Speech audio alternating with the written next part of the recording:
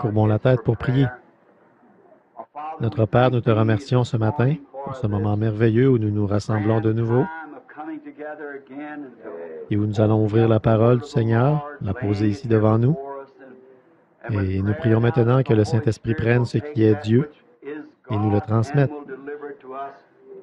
afin que nous repartions de ce lieu d'adoration aujourd'hui avec des cœurs heureux, remplis de joie, de voir ta grande puissance de délivrance, Seigneur, qui délivre les captifs et les met en liberté, qui nous fait connaître les choses qui ont été, qui sont et qui doivent arriver. Combien nous te remercions pour ces choses. Nous te prions de nous bénir pendant que nous étudierons maintenant ta parole ensemble. Et lorsque nous repartirons, puissions-nous dire en nos cœurs, en allant notre chemin, nos cœurs brûlaient au-dedans de nous, lorsque lui, le Saint-Esprit, nous parlait pendant que nous étions en chemin. Bénis tous les ministres aujourd'hui, partout, les serviteurs qui prennent position pour ceci, la vérité. Exauce leurs prières pour les malades, guéris les corps malades de ceux qui souffrent. Seigneur, nous te prions d'aller parmi les gens à la recherche de cette semence prédestinée qui est là-bas, Seigneur, et de la ramener d'une manière ou d'une autre, fait que la lumière brille sur son sentier, Seigneur. Car nous croyons qu'il se fait tard. Le soleil descend rapidement à l'ouest, et bientôt, il n'y aura plus de temps. Le temps et l'éternité se fondront ensemble lorsque Dieu et son peuple se fondront ensemble. Et nous prions au Dieu qu'à ce moment-là, nous soyons comptés parmi ceux qui seront fusionnés à Christ, ceux qui sont appelés son épouse. Aide-nous aujourd'hui alors que nous nous préparons. Nous ne savons pas ce qui nous attend demain, mais pour autant que nous sachions, Seigneur, nous sommes prêts à recevoir tout ce que tu as prévu pour nous. Nous sommes prêts à recevoir cela. Nous demandons cette bénédiction pour la gloire de Dieu, au nom de Jésus-Christ. Amen. Vous pouvez vous asseoir.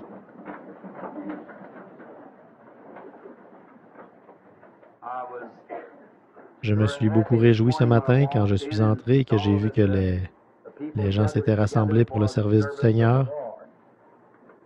Et nous faisons l'annonce suivante pour ce soir. Il y aura un service de guérison ce soir. Nous prierons pour les malades ce soir. Il y a quelques instants, lorsque je suis arrivé, mon fils Billy m'a dit, il y a ici un monsieur, un pauvre homme, qui a fait un long trajet en voiture pour venir jusqu'ici. Il a dit, je l'ai installé dans la pièce, papa.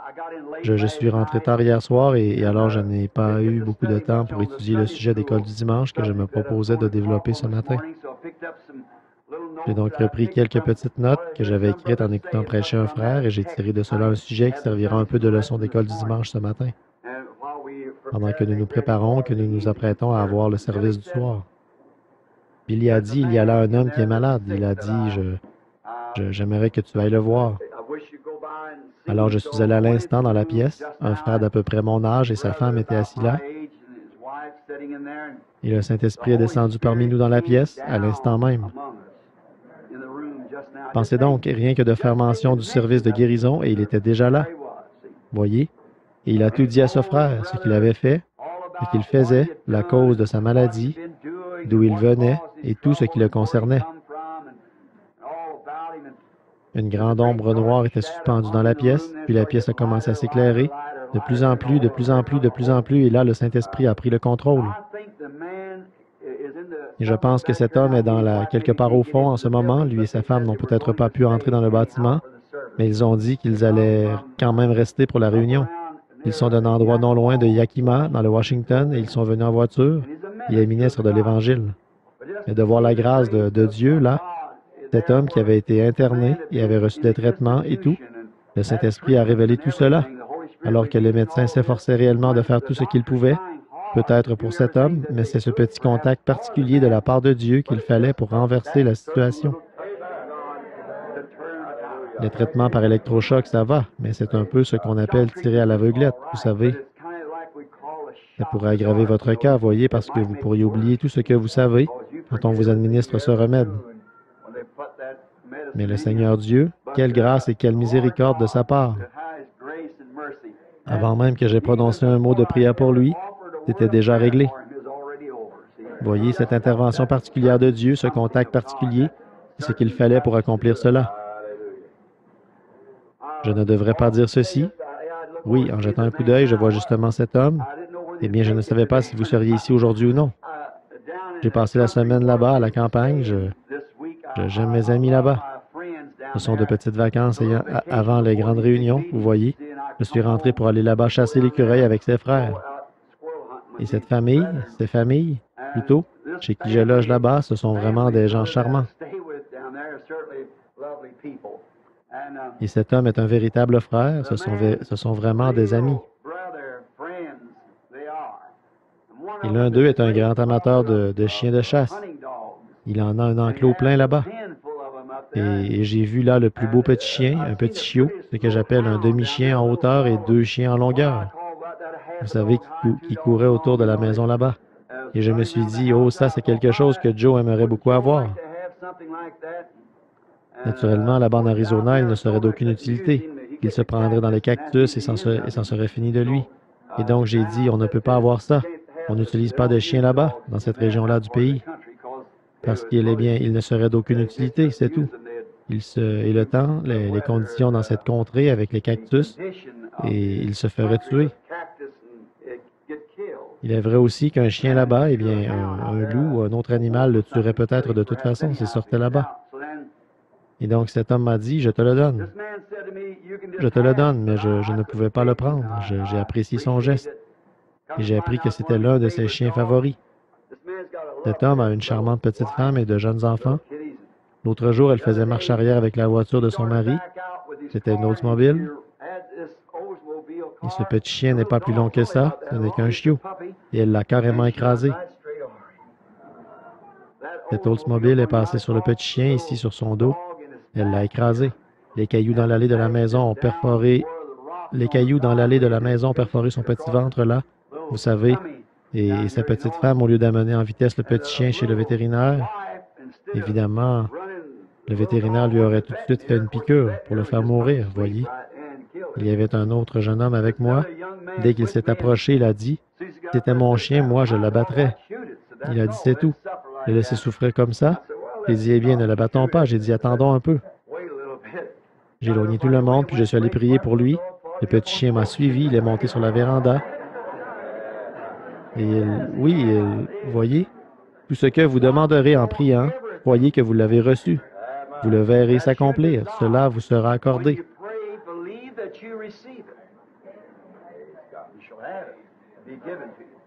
Tout ce que vous demanderez, ça c'est bien notre Seigneur Dieu, n'est-ce pas? Il est admirable et merveilleux. Et vraiment, nous l'aimons ce matin et nous nous attendons à lui en sachant... L'autre jour, j'ai vu un vieux couple, la mère et le père d'un très bon membre de cette assemblée de croyants.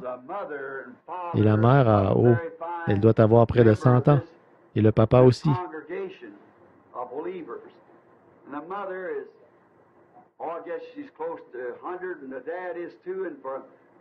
Et depuis une douzaine d'années, cet homme n'a jamais bougé. Il reste allongé sur le dos, il ne peut pas se coucher sur le côté ni rien. Allongé là depuis 12 ans, c'est la vieillesse. Et maintenant, la mère, qui a à peu près le même âge que lui, je pense, près de 100 ans, la pauvre, elle a pratiquement perdu la maîtrise de ses facultés mentales. Elle pense que quelqu'un est en train de lui prendre tout ce qu'elle possède. Et j'ai regardé autour de la table, je nous ai regardés, nous tous, jeunes et vieux, assis là, j'ai dit, « Où allons-nous? Que faisons-nous? » C'était la mère et le père de la dame chez qui je logeais. J'ai dit, c'est vers cela que vous vous dirigez, vous aussi. C'est exact. Chacun de nous. Voyez? Réfléchissez à ça pendant un instant avant que nous abordions notre leçon. C'est là que vous vous dirigez. Pourquoi luttez-vous? Pour pouvoir vivre. Pourquoi vivez-vous? Pour pouvoir mourir. Ne serait-ce pas des plus insensés de notre part de ne pas accepter le moyen pourvu par Dieu pour avoir la vie éternelle? À quoi penserions-nous?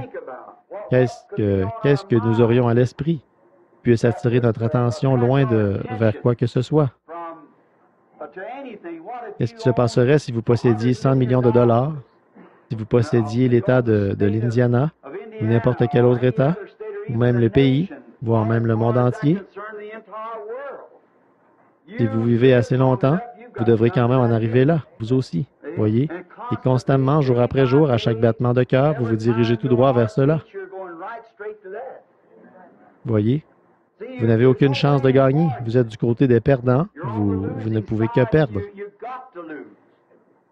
Mais souvenez-vous de la promesse. Celui qui perdra sa vie à cause de moi la retrouvera. Or, quel plus grand trésor pourriez-vous trouver que la vie, même si le monde entier vous appartenait? Mais, si vous trouvez la vie, vous aurez trouvé là la chose la plus glorieuse qu'on puisse trouver. Je veux... En regardant à ma gauche à l'instant, j'ai vu un autre trophée de la grâce du Seigneur. Il y a quelques semaines, on m'a demandé au téléphone.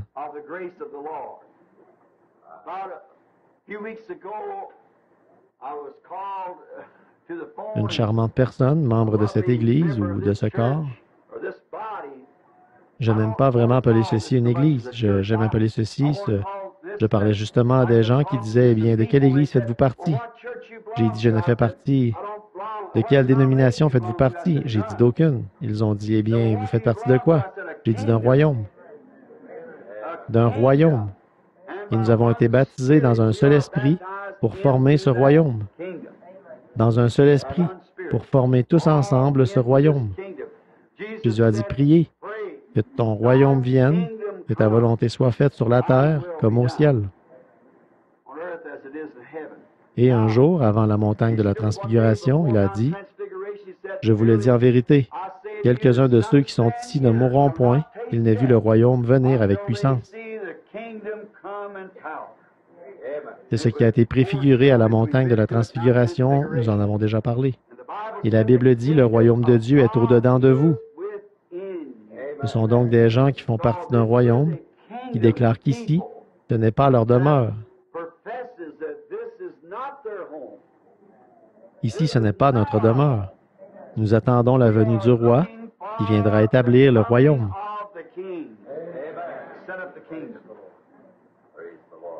On m'a appelé pour un cas urgent, un frère âgé qui a été comme un père pour moi.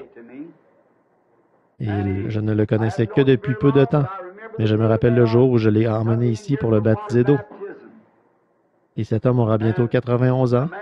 Sa charmante épouse m'a téléphoné. Elle est infirmière. Elle m'a dit, il a eu un arrêt cardiaque complet. Et en plus, je ne me rappelle plus le terme, une crise cardiaque, un infarctus du myocarde. Merci, un infarctus du myocarde et un arrêt cardiaque complet. Le médecin ne laissait aucun espoir. Cet homme se mourait et il me réclamait. Je suis monté dans ma petite Ford et j'ai pris la route vers l'Ohio à toute vitesse. Et je ne le savais pas, mais une de mes roues était désaxée et qui rongeait le pneu. Alors j'étais en route vers là-bas, je sortais d'une station-service vers 11 heures, je me faisais du souci pour lui, je l'aime. Et je sais que si les choses continuent ainsi, eh bien, si le Seigneur tarde, tôt ou tard, nous devrons nous séparer.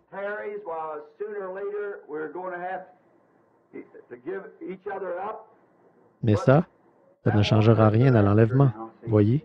Non, eux, ils reviendront premièrement. Ceux qui sont décédés sont privilégiés. Ils reviendront premièrement, voyez? Voyez, nous les vivants, restés pour l'avènement du Seigneur, nous n'entraverons pas, nous ne devancerons pas ceux qui se sont endormis. La trompette de Dieu sonnera, les morts en Christ ressusciteront premièrement. Alors, quand nos yeux verront nos bien-aimés, nous serons alors changés, en un instant, en un clin d'œil. Et avec eux, nous serons tous ensemble enlevés, voyez? Ceux qui nous ont précédés sont privilégiés par rapport aux vivants. Au moment où je sortais de la station-service, là, à 11 heures, le Saint-Esprit m'a dit, « Ne te fais pas de soucis pour lui. Tu lui serreras de nouveau la main dans la rue, et il viendra dans l'église, un homme âgé de 91 ans, qui était mourant. » Lorsque j'ai rencontré sa femme et ses proches à l'hôpital de Lima, ils m'ont parlé de son état. Je suis entré, je l'ai regardé dans la chambre. On m'a dit, mais il lui arrive quelque chose de bizarre. On m'a dit, son état a commencé à s'améliorer à 11 heures. Eh bien, le Seigneur avait montré tant de choses à ces gens qu'ils savaient que je n'allais pas parler à la légère. C'est pourquoi ils me l'ont dit avant. Son état a commencé à changer. Ils savaient que je leur dirais la vérité. Et donc, dimanche dernier, au moment où j'entrais dans la cafétéria Blue Bar à Louisville, là où je pense environ 80% des gens de cette assemblée se rassemblent le dimanche après-midi pour manger, qui est-ce que j'ai vu descendre la rue? Je vous le dis, mon cœur a frémi quand j'ai vu notre frère Dow. Il descendait la rue exactement ce qu'il m'avait dit. Je lui ai serré la main dans la rue, puis je suis revenu ici pour la réunion de dimanche soir dernier, où j'ai prêché sur le sujet de l'unité, de l'union, signe du temps. Donc, et alors c'est là que s'est accompli exactement ce qu'il avait dit. Et le voici dans l'Église aujourd'hui avec nous, juste ici, un trophée de la grâce de Dieu.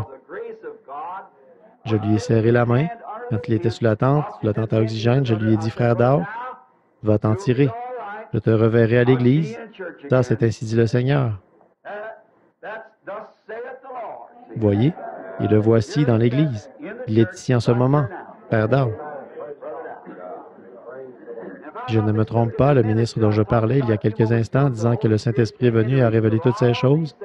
Il lui a dit comment cela s'est produit, il lui a dit ce qu'il a fait, comment cela s'est produit, comment c'est arrivé, tout ce qui s'est passé depuis, et même le caractère de sa famille et tout ça, et il lui a déclaré que c'est réglé. Le ministre est assis juste ici, à ma droite. Voulez-vous juste lever la main, monsieur? Les voilà, lui et sa femme, c'est exact, cela vient d'arriver. Et voici frère Dow qui est assis ici en ce moment. Oh là là, il est merveilleux, n'est-ce pas? Des choses qui ont été, qui sont et qui doivent arriver. 1, 2, 3 témoins.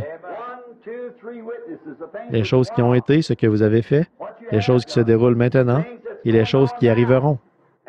Et chaque fois, c'est exactement selon la parole. Il n'y a que Dieu qui puisse faire cela. Oh, nous nous réjouissons grandement de ces choses, n'est-ce pas? Bon, la raison pour laquelle j'ai pris quelques minutes supplémentaires, c'est que Billy devait aller chercher sa femme et son bébé. Il m'a dit, « Papa, ne commence pas à prêcher avant que je sois revenu. » Alors là, je pense qu'il est revenu. Je devrais pouvoir prendre ce temps de toute façon. J'essaie par contre de vous éviter la contrainte de devoir rester là à m'écouter pendant 4 heures, de me limiter plutôt à 35 ou 40 minutes, voyez-vous, et essayer de m'en tenir à cela. Une fois à Chicago, on m'a fait un commentaire là-dessus. J'avais limité ma prédication à 30 minutes ou quelque chose comme ça, 35 minutes. Et dimanche soir dernier, je n'ai pris que 45 minutes. Billy m'a dit, « Tu fais de grands progrès, papa. Là, je suis assez fier de toi. » Eh bien, peut-être que ce matin, en présentant cela un peu comme une leçon d'école du dimanche, je ne vous retiendrai pas très longtemps. Vous pourrez ensuite aller prendre votre repas de midi et prier, et revenir ce soir pour le service de guérison. Nous allons former une ligne de prière ce soir et prier pour les malades. Maintenant, si vous connaissez des gens quelque part dans les environs qui sont malades et qui désirent qu'on prie pour eux, amenez-les ici ce soir, voyez. Amenez-les, faites tout ce que vous pouvez pour les amener ici. Voyez, l'essentiel, c'est de les amener ici ce soir. Nous nous réunirons tous. Comme ça, ce n'est pas facile de faire des visites, de se déplacer d'un lieu à l'autre. Et si on nommait quelqu'un, ça provoque du ressentiment. Mais si je peux les réunir tous dans un même lieu, alors je pourrai prier pour eux. Bon, si les gens désirent qu'on prie pour eux, vous dites, est-ce qu'on le fera? Oui, mais oh, bien sûr. On priera pour eux, alors amenez-les. Si le Seigneur le veut, nous serons ici. Nous prierons pour tout le monde. Parce que je sens que le troisième pôle commence à agir, voyez-vous, en moi. Et je veux prier pour tout le monde. Bon, donc ce matin, prenons un passage à l'Écriture que nous connaissons bien, que j'ai noté rapidement hier soir, car j'avais vraiment sommeil et j'ai relevé quelques passages supplémentaires des Écritures qui cadraient avec celui-ci.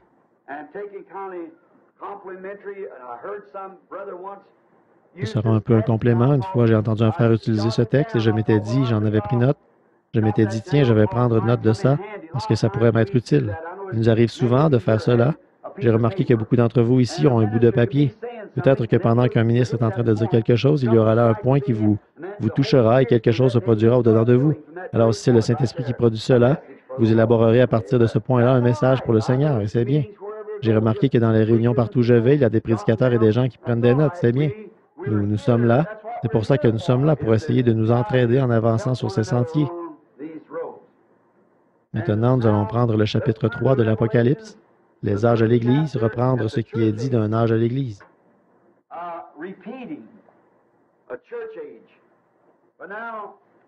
Mais maintenant, nous sommes, nous, là. Oui, je pourrais me servir de ce texte-là et, avec l'aide du Saint-Esprit, prêcher là-dessus pendant 100 ans, sans jamais arriver à en présenter tout le contenu. C'est que dans ce texte, comme dans tous les autres textes de la Bible, tout est relié. Et ce que je veux prendre comme sujet ce matin, c'est ceci. Comment puis-je vaincre? Eh bien, j'ai choisi ce sujet parce que je crois que nous sommes à un moment où il ne faut jamais laisser l'esprit de réveil s'éteindre. Nous devons absolument garder le réveil en nous, être constamment en réveil tous les jours. Paul a dit qu'il lui fallait mourir chaque jour pour que Christ puisse vivre. Nous ne devons jamais laisser ce réveil s'éteindre au-dedans de nous. Donc, dans Apocalypse chapitre 3, à partir du verset 21, voici ce que nous lisons. Celui qui vaincra, je le ferai asseoir avec moi dans mon trône, comme moi, vint et me suis assis avec mon Père dans son trône. Que celui qui a des oreilles entende ce que l'Esprit dit aux églises. Avez-vous remarqué l'agencement des mots? Voyez, le ferai asseoir avec moi dans mon trône, et non sur mon trône, dans mon trône, c'est-à-dire dans son domaine. Voyez? Et là, comme Christ est le chef de ce trône en ce moment, de tout le domaine de Dieu, de même l'Église sera avec lui. L'épouse sera avec lui, dans son trône, dans tout ce domaine.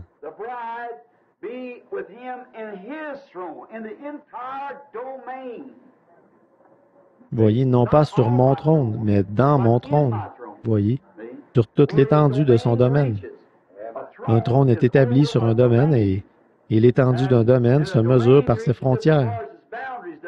Et celui-ci s'étend d'éternité en éternité. Réfléchissez à ça. Maintenant, alors que nous étudions ce sujet, eh bien, mon but n'est pas vraiment de venir ici pour avoir une communion fraternelle avec vous. Pourtant, j'aime beaucoup le faire. Mais si j'avais la possibilité de le faire, alors je viendrais chez vous, vous serrer la main, causer avec vous, m'asseoir, prendre un repas avec vous, m'asseoir à l'ombre d'un arbre pour causer, avoir quelques instants de communion fraternelle. Par contre, quand nous venons ici, nous sommes ici dans un but bien précis. Ici, c'est la maison de correction. Ici, c'est le trône. Ici, c'est le trône de Dieu et le jugement est prononcé dans la maison de Dieu. C'est ici que nous nous réunissons, remplis d'amour les uns pour les autres, de cet amour qu'on ne trouve que dans les chrétiens. Mais ici, nous sommes sous la conduite de l'Esprit Saint. Le Saint-Esprit est parmi nous. Et nous sommes ici pour nous examiner, pour voir quels sont nos points faibles, nos défauts, et voir comment, de là où nous devons être, arriver là où nous devrions maintenant être. De là où nous sommes, arriver là où nous devrions être. Et c'est ce que nous étudions. Les ministres étudient ces points dans l'intérêt de leurs fidèles. Quand ils voient les gens, leurs manquements, alors ils s'attaquent à ces choses. Maintenant, bientôt, je pense qu'à l'heure qu'il est, l'Église devrait peut-être s'élever encore un peu, gravir un échelon de plus. Je n'ai pas l'intention de le faire, de présenter ces choses ce matin, mais je pense que prochainement, si le Seigneur le veut, avant de prêcher sur les trompettes, je me propose d'apporter à l'Église quelque chose que vous devriez, je crois, savoir en ce moment. Bon, maintenant, nous parlons de vaincre. Ce mot, vaincre, bien sûr, vous savez ce qu'il signifie.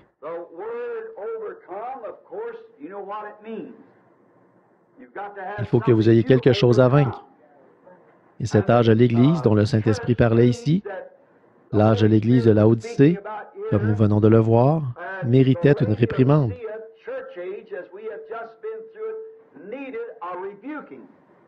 Laodicée devait être réprimandée à cause de de son attitude différente à l'égard de Christ. Ils avaient mis Christ dehors pendant leur âge. Et Christ était à l'extérieur, cherchant à revenir à l'intérieur. Voilà ce qu'est l'amour. Après avoir été expulsé de sa propre maison, il essayait d'y entrer de nouveau. Et il disait, celui qui ouvrira la porte, j'entrerai chez lui. Voyez, l'Église elle-même, en bloc, l'avait expulsé. Mais maintenant, remarquez bien, son appel, là, ne s'adresse pas simplement à l'Église. Celui qui vaincra. Voyez? Non pas l'Église. Dans ce cas, ce serait celle, voyez, l'Église en tant que corps. Mais c'est celui qui vaincra. Donc l'individu qui vaincra. Et l'Église de Laodicée doit recevoir ce qu'elle mérite. Donc nous voyons là, nous savons que c'est maintenant l'âge de Laodicée, et nous savons que cet âge mérite une réprimande sévère de la part de Dieu.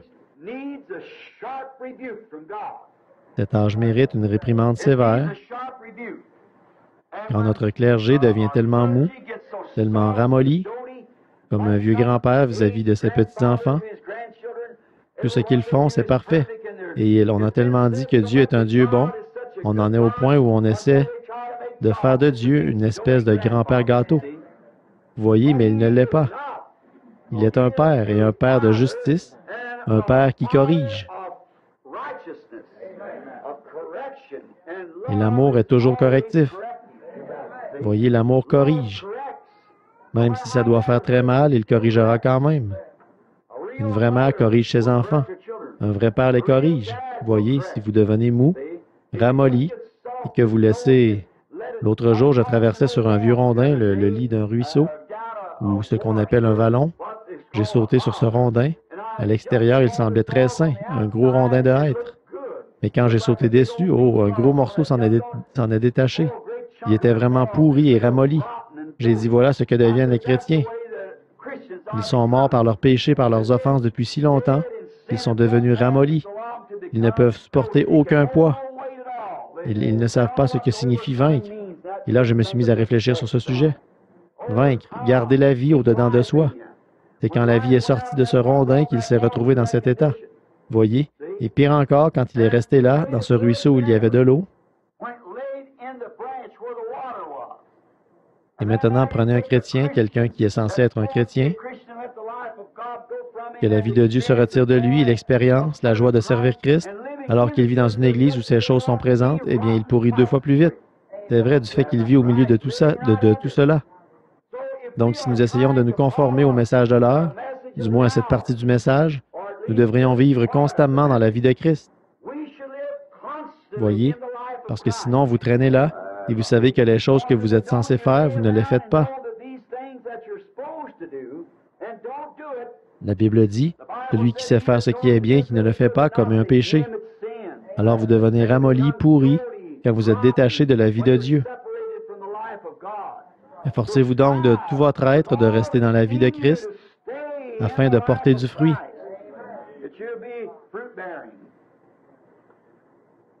Nous voyons l'âge dans lequel nous vivons. C'est l'un des âges les plus glorieux de tous les âges. C'est cet âge de l'Église de Laodicée. Cet âge de l'Église de Laodicée est le plus glorieux de tous les âges de l'Église parce que c'est la fin du temps et la fusion avec l'éternité.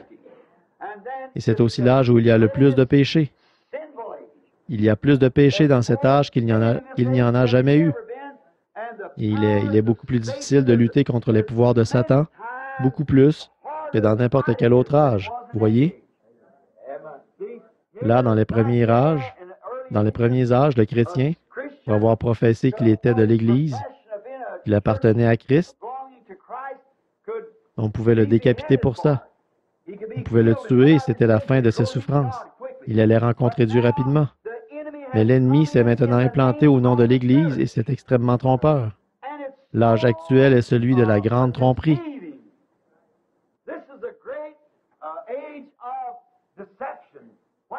L'âge où, comme Christ l'a dit, les 2 esprits seraient tellement proches dans les derniers jours que cela séduirait même les élus, si c'était possible. Voyez, souvenez-vous, Christ a parlé d'un peuple élu pour le dernier jour. Voyez, Cela séduirait même les élus si c'était possible. Tellement proche. La vie des gens, tellement, ils peuvent vivre une vie pure, sainte, ne pas être pécheurs, adultères, buveurs, menteurs, joueurs. Ils peuvent vivre au-dessus de ces choses, sans pour autant avoir en eux ce qu'il faut. L'âge actuel est l'âge de la vie de Christ lui-même, là, les composants chimiques de son corps, tout ce qui était en lui. Premièrement, par la justification, le baptême d'eau. Deuxièmement, par la nouvelle naissance, avec Wesley, la sanctification qui purifie. Et troisièmement, par le baptême du Saint-Esprit, qui met ce vase sanctifié en service.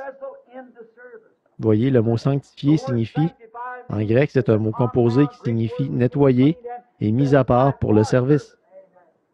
Mis à part pour le service. Maintenant, le Saint-Esprit met ce vase en service. Voyez, et remarquons ceci.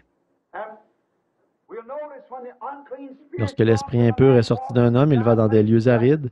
C'est exactement ce qu'a fait l'Église, les baptistes, les méthodistes, ceux qui ont cru à la sanctification.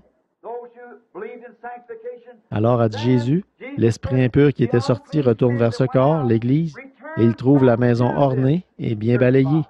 On y mène des vies pures, sans tache. Très bien.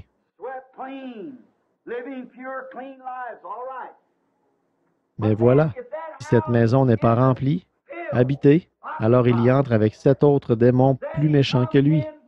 Et la dernière condition de ce lieu est 7 fois pire que la première.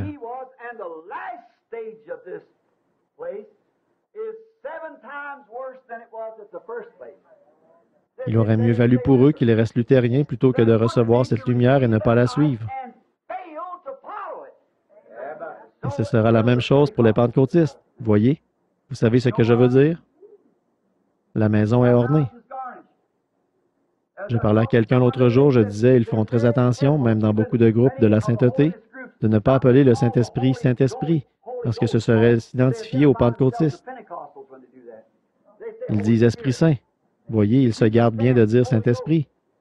Parce que les pentecôtistes, qui sont des gens ordinaires, eux, ils l'appellent simplement Saint-Esprit, comme c'est dit dans la Bible. Et en fait, Esprit Saint et Saint-Esprit, c'est la même chose. Mais ils font très attention à cela. Ils ne veulent pas qu'on les identifie à ces gens qui parlent en langue. Et ça, c'est le Saint-Esprit lui-même, voyez. Qu'est-ce qui s'est passé ensuite? Quand l'ennemi, qui était sorti sous l'action de la sanctification, de ce lavage, est revenu et a constaté que la maison n'avait pas été remplie du Saint-Esprit, eh bien voilà maintenant la condition de l'Église. Elle s'est jointe à la Ligue des Églises, au Conseil mondial des Églises. Et dans sa condition actuelle, elle est rattachée au catholicisme romain et à tout le reste. Sa condition est maintenant 7 fois pire que lorsqu'elle était sortie du luthéranisme. Voilà où l'homme l'a menée. Et regardez l'âge de l'Église de Laodicée, après qu'il a reçu le Saint-Esprit. Voilà que cet âge où se trouve la connaissance et l'Esprit de Dieu nie maintenant les œuvres de Dieu et déclare que c'est une œuvre mauvaise.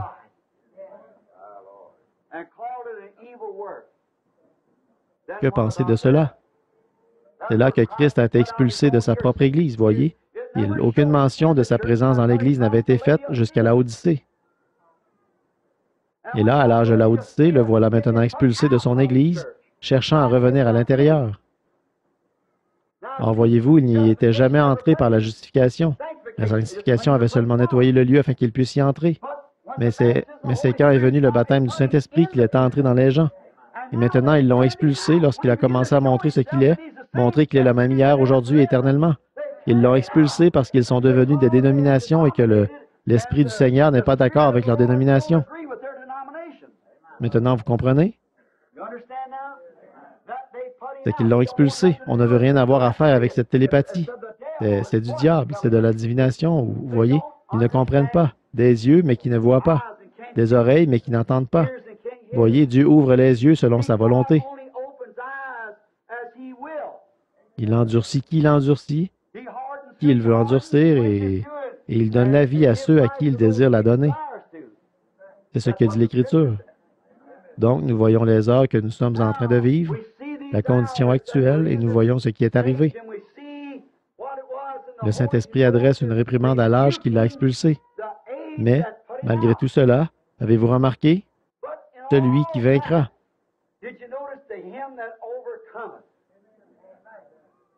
Même dans cet âge de l'Église mondain et méchant, celui qui vaincra. Nous voyons là que Dieu a toujours eu des vainqueurs. Il a eu des vainqueurs dans chaque âge. Il y a toujours eu, à chaque époque, dans chaque âge qu'il y a eu sur la terre, Dieu a toujours eu quelqu'un sur qui il a pu mettre la main pour qu'il soit un témoin sur la terre. Il n'y a jamais eu une époque où il n'avait pas de témoin, bien que parfois il n'en avait qu'un seul. Mais quelqu'un vainquait, là, comme par exemple les saints d'antan. Un homme très bien, un érudit, me disait, après les 7 sceaux, il m'a dit, « Frère Branham, vous qui êtes un typiste, ou plutôt un typologue, il a dit, « Comment donc pouvez-vous représenter par un type l'Église dans l'enlèvement sans qu'elle ait passé par la période de la tribulation? » Il a dit, « Voyez-vous, si c'est un type, il y a forcément il y a un antitype, il y a forcément un type qui a préfiguré cet antitype. Et tout ce que je dis, tout ce qui est véritable est représenté par un type. C'est représenté par un type. Il y a une ombre de cela. Et la Bible dit que les choses anciennes étaient une ombre des choses nouvelles qui sont à venir. Il a dit, mais voilà, vous avez utilisé l'Ancien Testament qui sert d'ombre. Maintenant, il a dit, qu'est-ce que vous allez faire de l'Église? Cet homme sort d'un homme extraordinaire, un docteur extraordinaire, et c'est un de mes amis intimes, un homme très bon et un frère charmant. Je n'oserais jamais dire un seul mot contre ce frère. De toute manière, je ne ferais pas une telle chose. Comme chrétien, je ne parlerai pas contre lui. Il n'est pas d'accord avec moi sur ce point-là, mais il est mon précieux frère. Nous mangeons ensemble et, oh, c'est vraiment un type formidable. Je reçois son périodique, je lis ses articles, il rédige certains de mes articles et tout. J'ai puisé bien des sujets de ce que j'ai lu dans ses articles et de ce que je l'ai entendu dire. C'est un homme extraordinaire, mais il n'est pas d'accord avec moi. Voilà. J'apprécie cela, j'apprécie sa sincérité. Bien qu'il ne soit pas d'accord, justement, ce n'est pas une marionnette. Quelqu'un qui se sent obligé d'être d'accord sur tout ce qu'on dit. Il a ses propres convictions et il s'y tient, j'apprécie cela. Et c'est un homme bon. Oh, moi, je ne suis ni un docteur ni un érudit, pas du tout. Mais cet homme est un docteur et aussi un érudit. Par contre, je ne peux pas être d'accord avec lui parce que je ne le vois pas comme ça. Mais cela ne se rapporte pas au salut, cela se rapporte à la venue du Seigneur. D'après lui, l'Église doit passer par la période de la tribulation pour être purifiée. Moi, je dis que le sang de Jésus-Christ a purifié l'Église. Voyez, elle n'a aucunement besoin. Je crois que l'Église passe par la période de la tribulation. L'Église organisée, mais l'épouse, non. Choisiriez-vous une femme que vous devez purifier avant de pouvoir l'épouser? Voyez? L'épouse de Christ a été choisie et elle est élue. Et elle est l'épouse de Dieu, l'épouse de Jésus-Christ. Donc, il disait, alors comment allez-vous trouver le type qui représente cela? L'épouse part, monte avant de passer par la période de la tribulation. Il a dit, j'ai l'Écriture à l'appui pour démontrer que l'Église sera là pendant la période de la tribulation. J'ai dit, vous n'avez qu'à lire le 6e sceau. Elle est bien là, présente pendant la période de la tribulation. Mais voyez, juste avant cela, l'épouse était partie. Voyez, elle est dans la gloire pendant ce temps. Elle n'a pas à être purifiée. Voyez, celui qui croit en moi a la vie éternelle et ne comparaîtra pas en justice ou en jugement, mais il est passé de la mort à la vie. Christ a promis que nous ne comparaîtrions même pas en jugement. Il a si librement pris ma place que je suis complètement libre. Une fois que j'ai reçu son pardon, je l'ai, ce pardon. Comment peut-il me faire sortir de la maison de prêt sur gage avec un reçu qui l'indique clairement? Comment peut-il être mon Rédempteur, me faire sortir de la maison de prêt sur gage, que le prêteur sur gage continue d'affirmer que je lui appartiens? J'ai un reçu écrit, Amen, voyez, écrit par le sang de Jésus-Christ. Voyez, et donc voici à quoi nous en sommes venus. Il a dit, mais comment arriverez-vous à faire cette distinction? Cette épouse élue dont vous parlez là, comment pourrez-vous la présenter sous forme de type? J'ai dit très bien. J'ai dit, voici dans Matthieu au chapitre 27 et au verset 51. Si nous...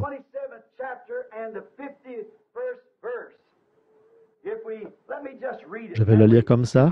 Je vais le lire, comme ça nous pourrons bien le saisir. Nous verrons là si oui ou non cela a été présenté dans un type. Il s'agit là de l'épouse élue.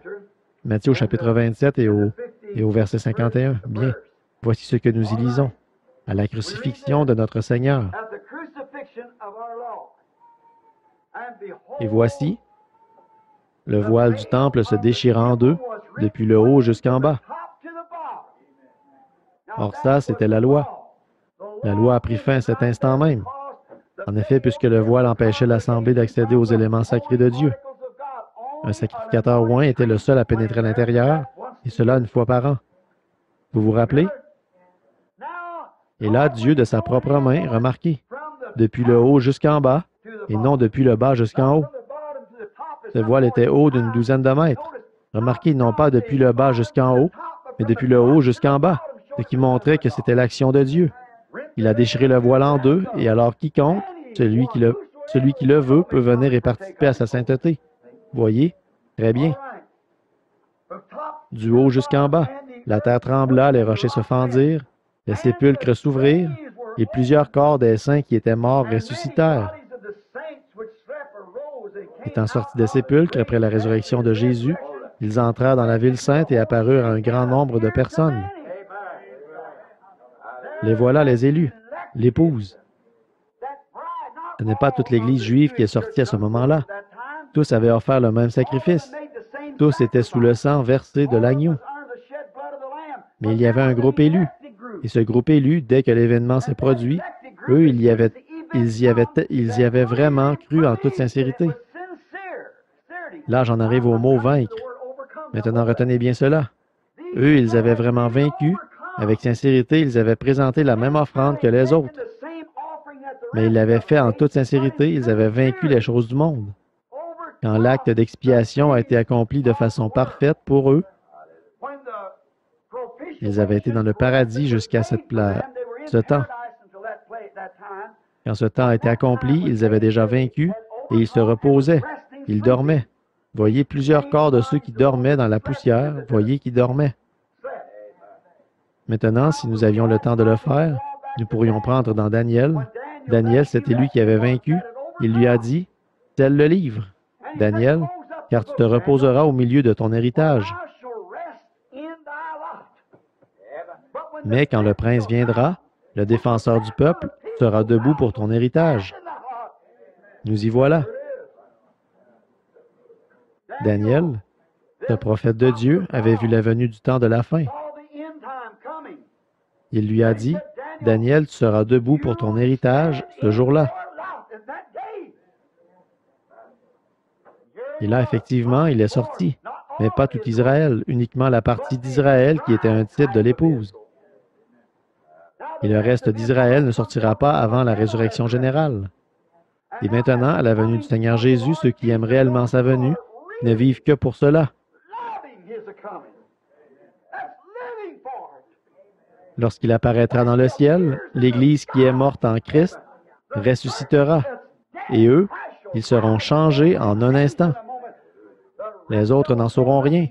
Souvenez-vous, ils apparurent à ceux qui se trouvaient dans la ville. Voyez, à l'enlèvement. Ce sera la même chose. Nous nous verrons et nous le verrons. Le reste du monde ne le verra pas. Nous serons emportés dans un départ secret. Nous attendons ce moment-là. Nous reviendrons ensuite sur la terre pour ce glorieux millénium, alors les 1000 ans. Les autres morts ne revinrent point à la vie avant 1000 ans.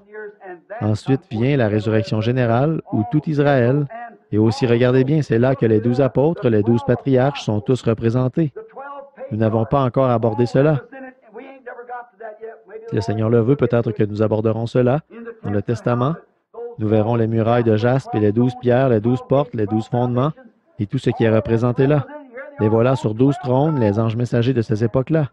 Ils doivent juger ceux qui ont rejeté leur message.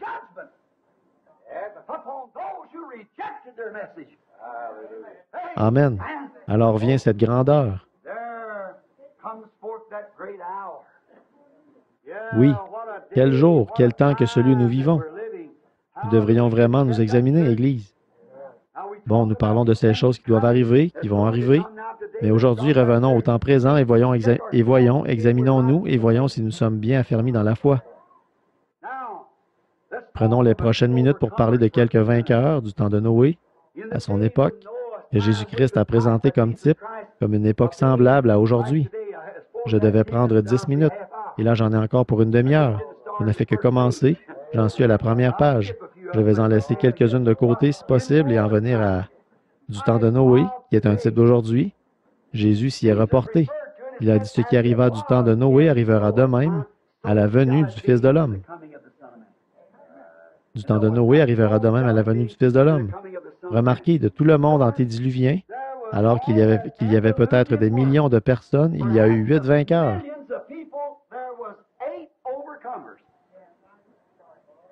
8 personnes ont vaincu, eux c'étaient de vrais, d'authentiques vainqueurs. Il y a eu les 3 fils de Noé et leurs femmes, ainsi que Noé et sa femme. 8 personnes ont vaincu, ceux qui sont entrés dans l'arche au bon moment. Comment y sont-ils arrivés? Ils ont écouté la parole de Dieu. Ils ne se sont pas retrouvés à l'extérieur de la porte. Ils se sont retrouvés à l'intérieur de la porte. Oh, mes chers amis, ne laissez pas cette porte se refermer. Jésus a dit, ce qui arriva en ce temps-là arrivera de même à la venue du Fils de l'homme. Merci, frère. Arrivera de même à la venue du Fils de l'homme. Donc, quelqu'un se retrouvera à l'extérieur de cette porte.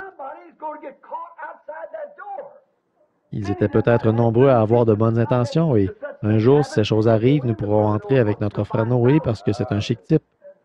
Mais voyez-vous, seulement 8 personnes se sont retrouvées à l'intérieur. Maintenant, réfléchissez bien là. Si vous traînez assez et que vous vous ramollissez, entrez donc. Dépêchez-vous, faites vite, parce que la porte pourrait se refermer d'un moment à l'autre. Il y a toujours eu une arche dans l'économie de Dieu. Il y a eu une arche du temps de Noé pour le salut de son peuple.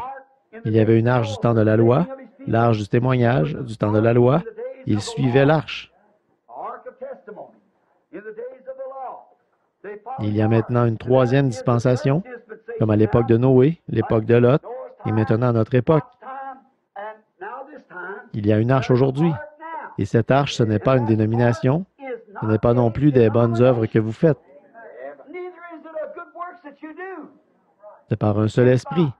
Romains 8:1, que nous sommes tous baptisés pour former un seul corps dans le domaine de ce royaume par un seul baptême spirituel.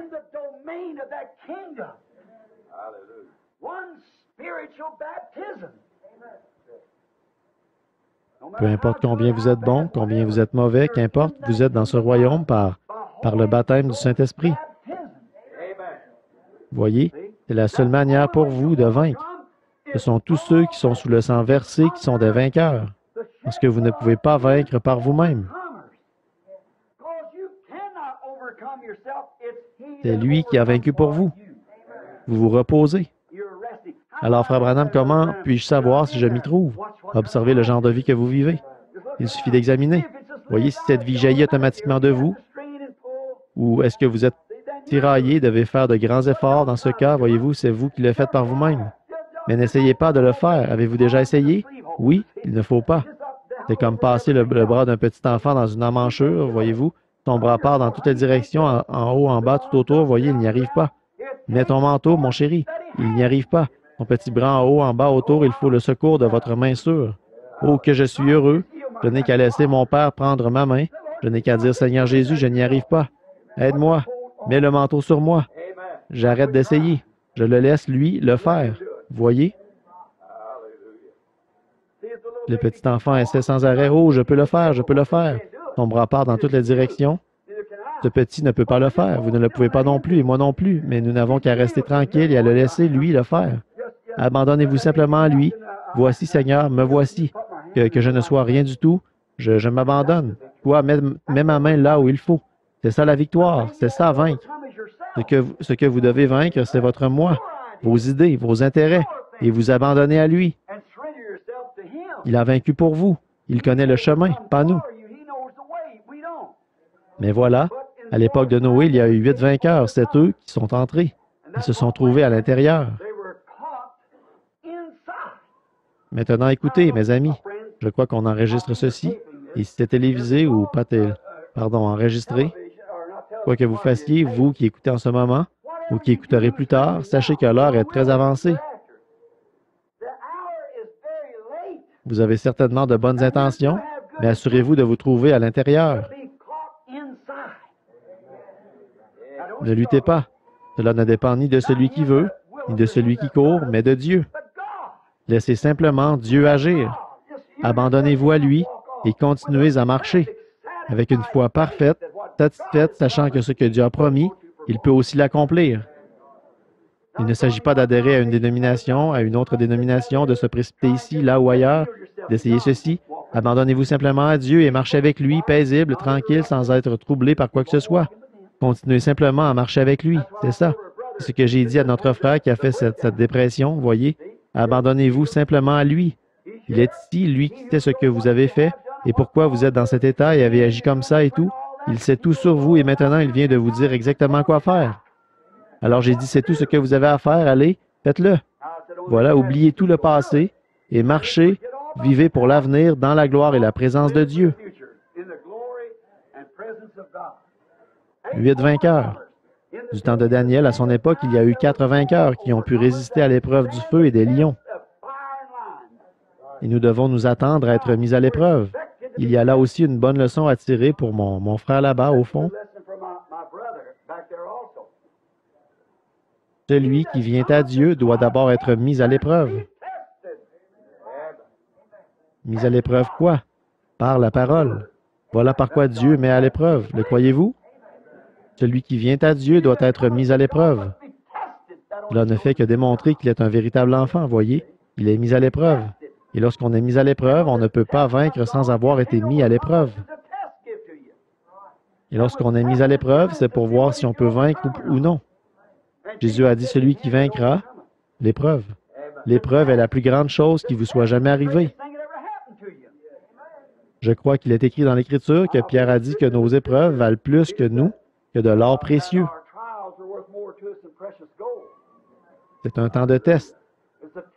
Et lorsque nous sommes testés, c'est pour nous une preuve bien concrète que Dieu est avec nous, car tous les enfants de Dieu sont testés et éprouvés. Et Daniel, un homme, un prophète, Shadrach, Meshach et Abednego, Daniel était le prophète. C'est eux qui constituaient l'Église de cette époque-là, je veux dire l'épouse. Des gens d'Église, ça, il y en avait beaucoup. Ils étaient environ 2 millions qui étaient descendus là-bas, mais eux, c'était le nombre de vainqueurs. Et ces vainqueurs ont été mis à l'épreuve. Tous les vainqueurs doivent être mis à l'épreuve. Alors, quand on leur a dit, reniez ce que dit la parole, sinon vous serez jetés dans la fournaise ardente. Tout ce qui n'était pas la parole, ils l'ont refusé. Et quand Daniel a été soumis à une épreuve, où on lui demandait de renier la parole, qui disait qu'il devait s'incliner en direction du temple conformément à la prière de Salomon, et qu'il les délivrerait alors de tout, que Dieu les exaucerait des cieux, s'ils tournaient les regards vers le temple et priaient, on avait déclaré, tout homme qui, dans l'espace de tant de jours, adressera des prières, nous sommes les Mèdes et les Perses, nos lois sont irrévocables et immuables, cet homme sera jeté dans la fosse aux lions. Il lui avait tendu un piège, et je crois que ce prophète le savait, mais bon, il lui avait tendu un piège. Il a marché humblement quand est venue l'heure où il devait prier, l'heure où il savait qu'à Jérusalem, là-bas dans son pays, il y avait un holocauste sur l'autel. Daniel n'a pas craint ses espions. Il a relevé les stores et a ouvert les volets, puis il s'est agenouillé, il a levé les mains vers Dieu et il a prié. Pourquoi? Soit qu'il vive, soit qu'il meure, il avait la victoire. Et une victoire d'une telle ampleur que les lions n'ont pas pu la dévorer. Il a vaincu. Les Shadrach, Meshach et Abednego avaient une victoire d'une telle ampleur que le feu n'a pas pu la brûler. Vous savez, la victoire est une chose difficile à brûler, à dévorer, ou quoi que ce soit. Voyez, donc eux, ils l'avaient. Je pourrais mentionner un autre personnage. Du temps de Lot, Jésus en a parlé, seulement 3 personnes ont vaincu. Lot et ses 2 filles. Pas même sa femme n'a vaincu.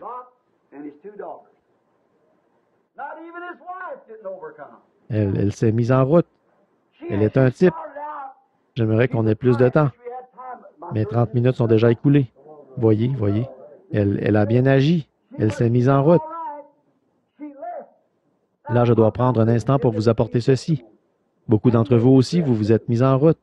Beaucoup d'entre vous sont sortis de ces choses. Vous avez pris position après avoir sondé les Écritures et constaté que c'est bien la vérité. Vous avez vu la confirmation donnée par le Dieu Tout-Puissant, non pas parce que quelqu'un a dit être une confirmation, mais parce que la Bible a annoncé à ce sujet. Et voici, cela se produit ici même. Vous avez vu que c'est la vérité. Vous vous êtes donc mis en route avec l'intention de quitter Sodome, de quitter la dénomination, de quitter les choses qui vous lient à un credo, afin de suivre Christ par le Saint-Esprit qui confirme lui-même ce qu'il est, par la parole écrite de Dieu. Autrement dit, vous avez accepté la Bible au lieu du credo. Vous vous êtes mis en route, vous avez suivi. Eh bien, la femme de Lot a fait la même chose. Vous savez, elle s'est mise en route avec l'intention d'accompagner Lot, de suivre son mari, ses enfants, les êtres qui lui étaient chers, mais son cœur n'y était pas. Elle aimait encore le monde. C'est donc possible. Vous pouvez vous mettre en route tout en ayant encore le monde en vous. Voyez, elle n'a jamais vaincu. Bien qu'elle ait fait un bon bout de chemin, cela a fini par causer sa perte. Elle n'a pas pu s'empêcher de poser ce long regard, ce dernier regard. C'est là qu'elle s'est fait prendre. Ne jetez pas même un regard en arrière. N'ayez pas ce désir. Continuez à avancer. Fixez votre pensée sur le calvaire et continuez à vous diriger vers Christ. Voyez, elle a commencé en tant que vainqueur, mais elle n'a jamais réellement vaincu. Oh, elle a quitté la dénomination. Effectivement, elle est sortie de Sodome avec Lot, mais elle désirait retourner là-bas, se faire couper les cheveux. Vous savez ce que je veux dire, voyez? Elle voulait absolument y retourner. Elle ne pouvait pas supporter l'épreuve. Elle n'a pas pu s'empêcher de jeter un autre regard en arrière pour voir ce que les autres faisaient. Oh, tu sais, j'avais de bonnes copines là-bas, après tout. Et cette histoire, après tout, ce n'est peut-être qu'un mouvement de petite envergure. Je ne sais pas si c'est vrai ou non. Je n'ai que la parole de cet homme là-dessus, bien qu'il soit mon mari. Mais tout de même, votre pasteur est votre mari sur le plan spirituel, voyez-vous? Bon, si c'est vrai ou non, ça, je ne sais pas. Peut-être que sa révélation n'était pas bonne. Dans ce cas, si vous n'êtes pas parfaitement convaincu, si vous ne savez pas avec certitude que c'est la parole de Dieu, alors, vous ne pourrez pas partir, voyez. Il faut vous livrer entièrement. Il faut que vous sachiez. Ce n'est pas suffisant de dire, eh bien, je vois les autres qui le font. Je vois un signe. Vous savez, Israël s'est mis en route. Je pourrais dire la même chose, introduire cela ici. Quand ils se sont mis en route, ils étaient au nombre de 2 millions, et à la fin, ils étaient 2 hommes. C'est vrai. Ils avaient vu les œuvres de Dieu, ils avaient vu la manifestation de l'Esprit, ils avaient vu de grands et puissants miracles accomplis là-bas en Égypte, toutes ces choses, et ils se sont mis en route. Mais le cœur n'y était pas. Ils n'ont pas vaincu. Ils sont sortis, c'est tout. Jésus a dit, et ils ont péri dans le désert, et ils sont morts. Éternellement. Et ils sont morts éternellement. Ils sont tous morts, ce qui signifie la séparation éternelle. Tous, ils sont tombés en pourriture dans le désert. Mais il y avait là 2 hommes, Josué et Caleb. Et au moment de l'épreuve de force, les obstacles étaient tellement grands que ces hommes étaient comme des sauterelles à côté d'eux. Josué s'est écrié avec Caleb, « Nous sommes plus que capables d'y arriver. » Pourquoi? Dieu l'a dit. Et ils ont été vainqueurs. Ils ont vaincu. De toute cette grande organisation de gens, c'est à eux seuls qu'a été accordé le privilège de faire entrer la vraie épouse élue dans le pays promis. Josué et Caleb, au front, là-bas, les 2 généraux, ont conduit les gens jusqu'au fleuve et ils ont traversé le fleuve et sont entrés dans le pays promis. Pourquoi? Ils ont cru la parole envers et contre tout. Là, Dathan s'était levé, ou plutôt Dathan s'était soulevé, Corée aussi, et ils essayaient de dire, cet homme cherche à s'élever, au-dessus de nous tous. Lui, il serait plus saint que les autres, après que Dieu avait parfaitement confirmé cet homme. Ils ont dit, nous allons fonder un groupement, nous allons former ceci, cela ou autre chose, nous allons former nos propres organisations, Et ils sont morts, ils ont péri. Mais ces hommes-là, eux, au contraire, ils avaient la parole du Seigneur et ils s'y tenaient, et ils sont entrés. Ce n'est pas celui qui prend le départ, c'est celui qui finit la course. Nombreux sont ceux qui prennent le départ de la course, mais un seul finit la course. De nombreuses églises prendront le départ, de nombreux groupes de gens. Un seul groupe finira la course, celui des vainqueurs. À l'époque de Lot, oui, elle n'a pas pu s'empêcher de jeter un regard en arrière, un long regard derrière elle. Oh, je quitte une telle qui est là-bas. Nous avons passé de si bons moments ensemble. Je ne l'oublierai jamais. Et elle s'est retrouvée exclue, comme ce qui était arrivé à l'époque de Noé. Elle a été exclue sans miséricorde et elle a péri. Et le bloc est toujours là aujourd'hui. On prétend, je n'en sais rien moi-même, que si on en casse un morceau, ça repousse une colonne de sel. Si jamais vous voyez le film Sodome et Gomorrhe, vous y verrez la colonne de sel originale se trouvait là.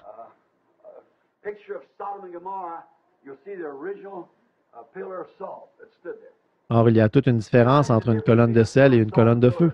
Voyez, il faut vous tourner dans une seule direction. Oui. Remarquez, du temps de Jean-Baptiste, il y a 6 personnes qui se sont trouvées avoir vaincu.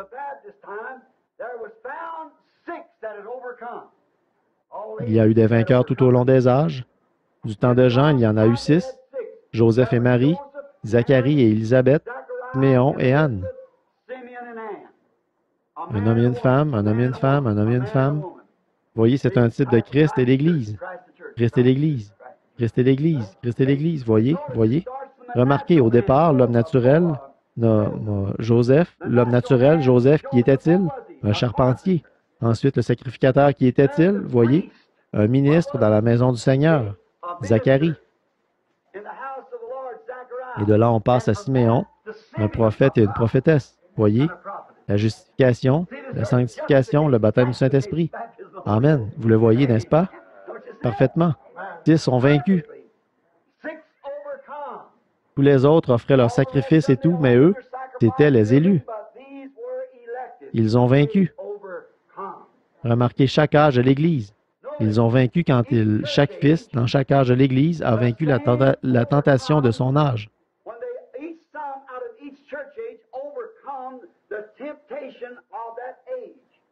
J'ai les passages de l'Écriture ici. Je ne pense pas que nous ayons vraiment le temps d'arriver à les prendre, mais nous connaissons chacun de ces âges de l'Église. Et c'est pareil maintenant. Comme quelqu'un qui, voyez-vous, comme je le disais au début, vous naissez vaincu. Et cette naissance-là ne pourra jamais vous amener à la vie parce que vous naissez vaincu. Et vous êtes dans un monde vaincu, au milieu de gens vaincus, au milieu de credos vaincus, de dénominations vaincues. Vous devez trouver le moyen d'obtenir la victoire. C'est comme le lys. Bien que le lys, à mon avis, est l'une des plus belles fleurs qui existent. J'aime beaucoup les grands lys Kala et les lys d'étang. À mon avis, il n'y a pratiquement rien d'aussi beau qu'un lys d'étang, ce qu'on appelle le nénuphar. Comment est-il radieux? Comme il est radieux. Mais d'où sort-il? C'était une petite semence au fond d'un étang boueux, vaseux. Pourtant, tout l'éclat radieux avec lequel il brillera se trouve déjà dans cette petite semence, déjà là, pendant qu'il est dans la vase. Mais il doit lutter chaque jour, sachant qu'il y a quelque chose. Il est noir, il est sale, il est crasseux, il est visqueux. Il vit dans cette vase, mais il se ferait malgré tout un chemin à travers la boue, la vase, les eaux, ces endroits stagnants, jusqu'à ce qu'il sorte la tête, se retrouve au-dessus, dans la lumière, et exprime ce qui était caché en lui depuis toujours.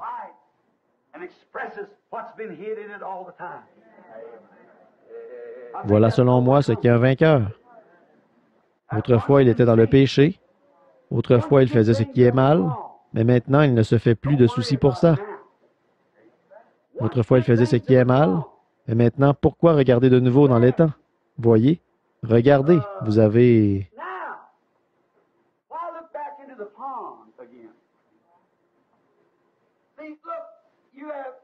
Dieu, par sa prédestination, voyez, il a vivifié cette semence et elle se ferait un chemin, voyez, pour venir à la lumière. Et maintenant, elle est au-dessus de toutes ces choses. Elle a vaincu. Voyez, elle ne s'exprime pas pendant qu'elle est là, en bas. Elle monte pour pouvoir s'exprimer. Et vous non plus dans votre péché, votre adultère, tout ce dans quoi vous viviez, vous n'exprimiez rien. Mais il y avait une semence en vous qui a pu se frayer un chemin jusqu'à la lumière. Et maintenant, vous êtes dans la présence de Jésus-Christ, dans la lumière du Fils. Cela a manifesté ce que vous étiez réellement dès le commencement. Vous voyez ce que je veux dire? Vous avez vu la lumière. Vous vous êtes épanoui. Vous avez ouvert votre cœur et maintenant vous êtes un lys. Vous vous rappelez ma prédication sur le lys? Le révérend lys, comme il travaille. Pourtant, il ne fait le point. Cependant, Salomon même, dans toute sa gloire, n'a pas été vêtu comme l'un d'eux. Regardez-le, il est prêt à dos. Il ne prend rien pour lui-même. Le lys ne cherche pas son propre intérêt. Qu'est-ce qu'il fait? Il offre généreusement sa beauté, sa vie, afin que d'autres la voient.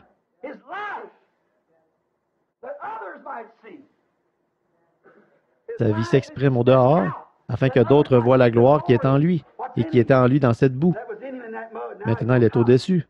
Voilà ce qu'est le vainqueur. Il a vaincu la boue. Il a vaincu les choses du monde. Et maintenant, il se donne généreusement. Il s'offre au regard de tous. Sa vie, on ne peut rien lui reprocher. Voyez, il est un vrai vainqueur. Maintenant, on ne peut plus rien dire de lui. Qu'on dise qu'il est sorti de la boue, mais maintenant, il n'est plus dans la boue. Il est au-dessus de tout ça. Amen. Alors, on ne doit pas revenir sur ce qu'il était auparavant. Qu'est-ce qu'il est maintenant? Il est au-dessus. Alors, l'abeille passe près de lui et se dit, « Quel parfum agréable! J'ai bien envie d'aller récolter ma part. » Il ouvre tout bonnement son cœur. « Allez, viens, d'accord. » Tous prennent ce qu'il a. Voyez, il est un vrai pasteur. Il exprime la gloire de Dieu. Pourtant, voyez d'où il est sorti. Il lui a fallu vaincre pour en arriver là. Il fut un temps où lui ou elle, ils étaient jeunes, beaux, séduisants. Ils ont subi de nombreuses tentations, mais ils ont vaincu tout cela. Voyez, ils ont vaincu. Et maintenant, ils expriment la vraie beauté, Christ dans leur vie. Remarquez, exprimée en traversant la boue. Jésus nous a donné l'exemple, nous a montré comment faire. C'est ce que nous voulons savoir, comment vaincre. Jésus nous a dit comment faire. Voyez, l'humilité. Il s'est saint, il a pris un linge, il a lavé les pieds des disciples et les a essuyés. Le Dieu du ciel lui-même s'est humilié. Nous ne voulons pas être humiliés. C'est pour ça que les femmes ne veulent pas laisser pousser leurs cheveux, voyez, et qu'elles ne veulent pas s'habiller comme il convient à des dames. De même, les hommes ne veulent pas, voyez. C'est la même chose, ils ne veulent pas, ils se trouvent humiliés. Mais Jésus, constamment, regardez qui il était. La grandeur. Là, je vais dire quelque chose. La grandeur s'humilie. Ce qui est grand s'abaisse.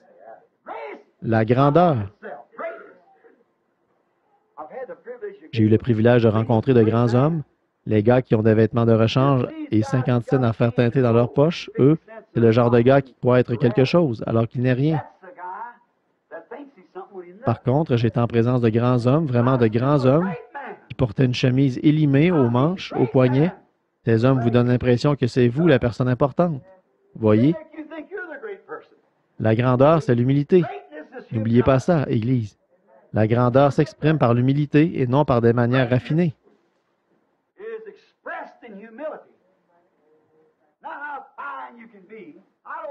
Attention, je ne parle pas d'être sage, je parle d'être humble d'esprit, voyez? Je ne parle pas de sortir sans se laver, sans se débarbouiller. Ça, vous devez le faire, vous le savez, voyez? Mais je parle de l'humilité, de la véritable humilité, pas quelque chose d'artificiel. Quelque chose qui est vraiment là, la vraie humilité. Jésus nous a dit comment faire. Lui, il a vaincu. Ce qui signifie, vaincre signifie supporter l'épreuve. Voilà, comme tous les saints d'autrefois l'ont fait. Comme Jésus l'a fait. Au milieu de tous ses ennemis, il a supporté l'épreuve. Devant tout ce qu'il a dû affronter, il s'est montré à la hauteur. Quand il a dû affronter la maladie, lui qui était le Messie, il a guéri les gens. Quand il a dû affronter la mort, il a ramené à la vie. Quand il a dû affronter le calvaire, sa propre mort, il a triomphé d'elle en se livrant lui-même.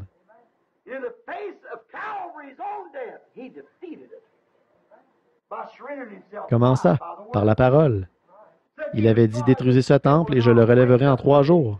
La parole l'avait dit, voyez, et en présence de la mort, il a triomphé. Il a vaincu la mort. En présence du séjour des morts, il a triomphé du séjour des morts. Il a vaincu le séjour des morts, oui. En présence de la tombe, il a vaincu la tombe. Comment ça? Toute chose par la parole et par l'humilité. Oh là là, voilà l'homme, le vrai. Voilà celui sur qui vous devez prendre exemple. Voyez, il a triomphé de tout. Il a vaincu. Regardez, il a eu à subir cette tentation. Le saviez-vous? La Bible dit qu'il a été tenté, comme nous, en toutes choses, sans commettre de péché.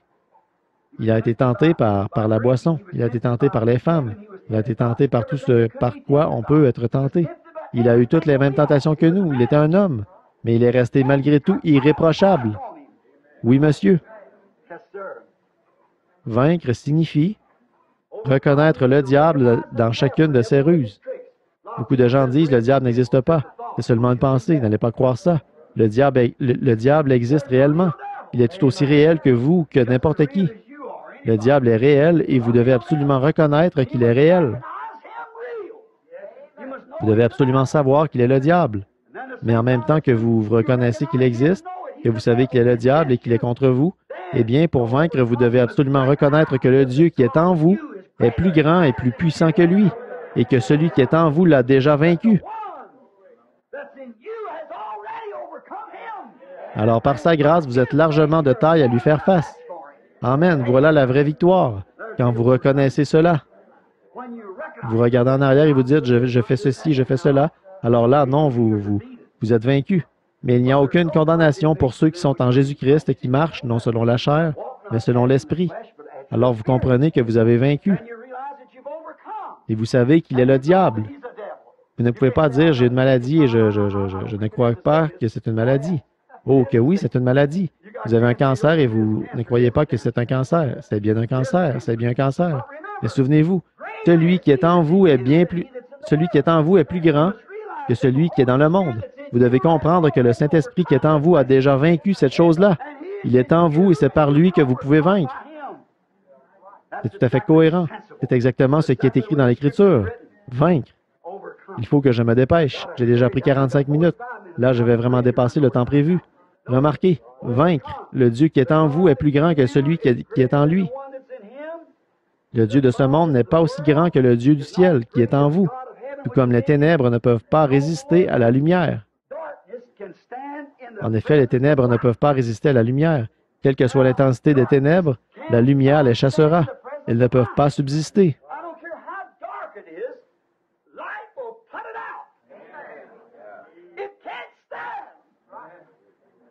Gloire. Prenez donc toutes les ténèbres que vous voudrez et essayez une fois de vous opposer à la lumière, voyez ce qui arrivera. Eh bien, celui qui est en vous est lumière, et celui qui est dans le monde est ténèbres. Donc, la lumière a démontré qu'elle a bel et bien vaincu les ténèbres. Et il en est de même de l'homme qui est en Christ et qui sait qu'il a vaincu les choses du monde. Amen. Vous n'êtes plus liés par ces choses, vous êtes libres. Marchez dans la lumière, comme il est lui-même dans la lumière, alors le sang de Jésus-Christ nous purifie de tout péché, et nous sommes mutuellement en communion. Voilà, c'est ça. Celui qui est en vous est plus grand que celui qui est dans le monde. Mais si vous regardez en arrière et que vous sentez la condamnation, eh bien, vous êtes encore dans le monde. Par contre, si vous vivez au-dessus de ces choses, c'est donc que celui qui est en vous vous a conduit jusqu'au-dessus des ténèbres. Comme le lys qui est au-dessus des ténèbres de la boue. Il est au-dessus des ténèbres des eaux boueuses. Il est dans la lumière. Il reflète la beauté qui avait été mise en lui avant même qu'il quitte la boue. Amen. Là, je me sens comme un chrétien rempli de cris de joie. Ce qui avait été mis en lui par Dieu au commencement, c'est ce qui s'est frayé un chemin, et il a vaincu. Il a vaincu sa carapace. Il a vaincu la boue. Il a vaincu les eaux. Il a vaincu toutes choses. Il a été vainqueur. Il a reflété la beauté et la gloire de Dieu. C'est ce que fait chaque croyant. C'est ce que Noé a fait. C'est ce que Lot a fait. C'est ça, regardez dans quel pétrin il se trouvait. C'est ce que Moïse a fait. C'est ce que Josué a fait. C'est ce que Daniel a fait. C'est ce que Shadrach et Méchach ont fait. C'est ce que Jean-Baptiste a fait. Zacharie et Élisabeth. C'est ce que Siméon, c'est ce qu'Anne, c'est ce que tous, ils ont fait. Ils ont vaincu la boue qui était autour d'eux et en eux. Ils se sont élevés au-dessus de tout cela. Ils ont fait resplendir la gloire de Dieu.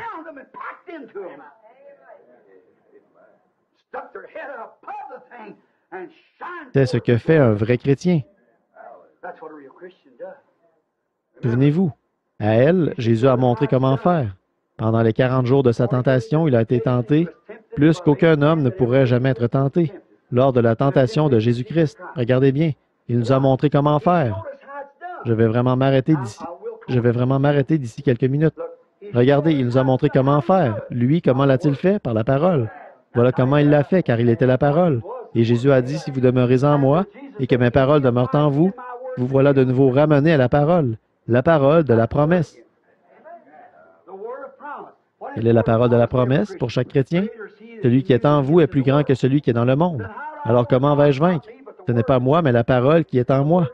La parole est Dieu, donc je triomphe des choses du monde parce que la parole est en moi. Si vous demeurez en moi et que mes paroles demeurent en vous, alors demandez ce que vous voudrez. Continuez simplement à vous frayer un chemin vers le haut.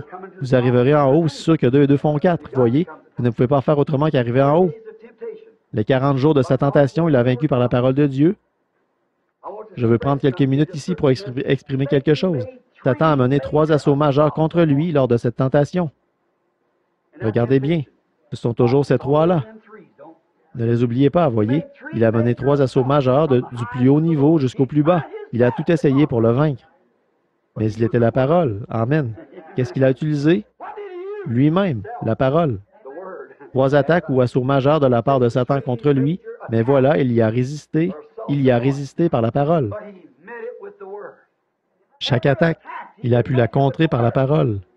Regardez bien ceci maintenant, du plus haut niveau jusqu'au plus bas. Sa première attaque visait à l'amener à utiliser sa grande puissance. Lui, il savait qu'il était la parole.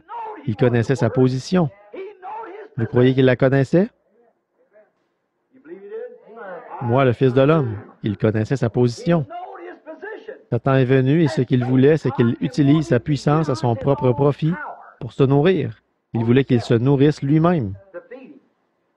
Il avait faim. Un homme affamé ferait presque n'importe quoi. Voler, dévaliser, mendier, emprunter n'importe quoi. Voyez, il avait ce genre d'appétit. Et Satan, dans son premier grand assaut majeur contre lui, a essayé de l'amener à utiliser à son propre profit la puissance qui lui avait été donnée pour vaincre.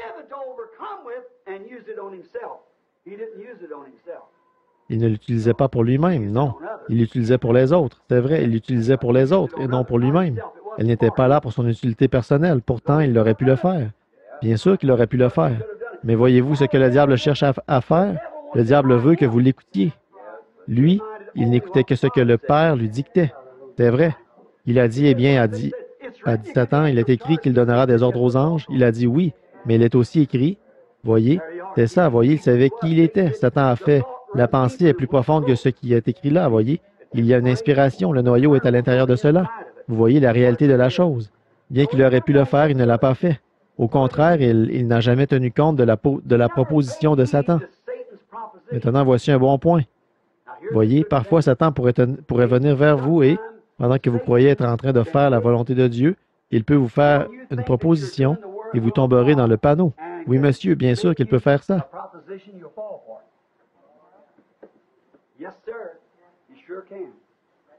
Bon, prenons par exemple nos sœurs. Elles sont jolies. Alors il peut vous amener, après que vous avez laissé pousser vos cheveux, vous ne vous en étiez pas rendu compte, mais cela vous va à merveille. Alors tout à coup, voilà, vous commencez à vous donner de grands airs, à vous croire un peu supérieur. Certains d'entre vous, les hommes, vous savez ce que je veux dire, voyez? Et cette même chose, il peut s'en servir pour vous faire une proposition. C'est vrai, voyez? Vous devez vaincre cela. Souvenez-vous que vous vivez pour Dieu. Vous avez un seul objectif et c'est Jésus-Christ. À part cela, rien ne compte. C'est lui. Puis deuxièmement, pour votre famille. Et troisièmement, pour vous-même. Mais premièrement, pour Dieu. Ensuite, pour votre famille. Ensuite, pour vous. Vous occupez la 3e place. C'est le bout de la route. Prenez la dernière place. C'est ce qu'il a fait. Regardez ce qu'il aurait pu faire. Il a dit, je pourrais invoquer mon Père, lui parler, et il m'enverra à l'instant 12 légions d'anges, alors qu'un seul d'entre eux aurait pu détruire le monde. Il a dit, si mon royaume était de ce monde, mes sujets auraient combattu pour moi. Mais mon royaume est d'en haut. Voilà, voyez, il aurait pu faire ça, mais il ne l'a pas fait, voyez. Pourtant, il aurait pu le faire. Il n'a jamais prêté attention à la proposition de Satan. Eh bien, avez-vous déjà entendu des gens dire, si vous croyez qu'un guérisseur divin, ça existe, si vous êtes un guérisseur divin, allez chercher votre guérisseur divin. J'ai un homme ici qui est malade. J'aimerais bien le voir guérir cet homme. C'est ce même démon, voyez. Il veut vous faire accepter sa proposition. Il veut vous amener à l'écouter, lui, plutôt que Dieu. Mais un véritable serviteur de Dieu va d'abord écouter, voir ce que dit le Père, voyez. Comme dans le cas du bébé de Stasklev, quand on m'a contacté ici, Mme Stasklev m'a dit, Frère Branham, je vous appelle de l'Allemagne. L'armée américaine mettait à ma disposition un de leurs avions réaction qui se trouvait sur le terrain d'aviation près d'ici. On m'aurait emmené en Allemagne et ramené de là-bas le même jour. Cet homme était aumônier. Son bébé gisait mort. Et cette jeune maman s'est écriée, écoutez. Elle a dit, je sais. J'étais là et j'ai vu cette femme qui tenait son bébé mort dans ses bras. Il était mort ce matin-là. J'ai vu Frère Branham s'avancer, imposer les mains à ce bébé mort et le bébé est revenu à la vie. Il a dit, c'est mon bébé, Frère Branham. Il n'y avait jamais eu de décès dans leur famille. Vous voyez, la petite était tombée malade le matin et décédée l'après-midi même. Et tout le monde était là à donner des prophéties et tout. Le bébé va ressusciter et toutes sortes de choses du genre. J'ai dit, tout ça c'est bien. Tout ça c'est très bien, ça se lève. Mais je veux voir ce que dit le Père.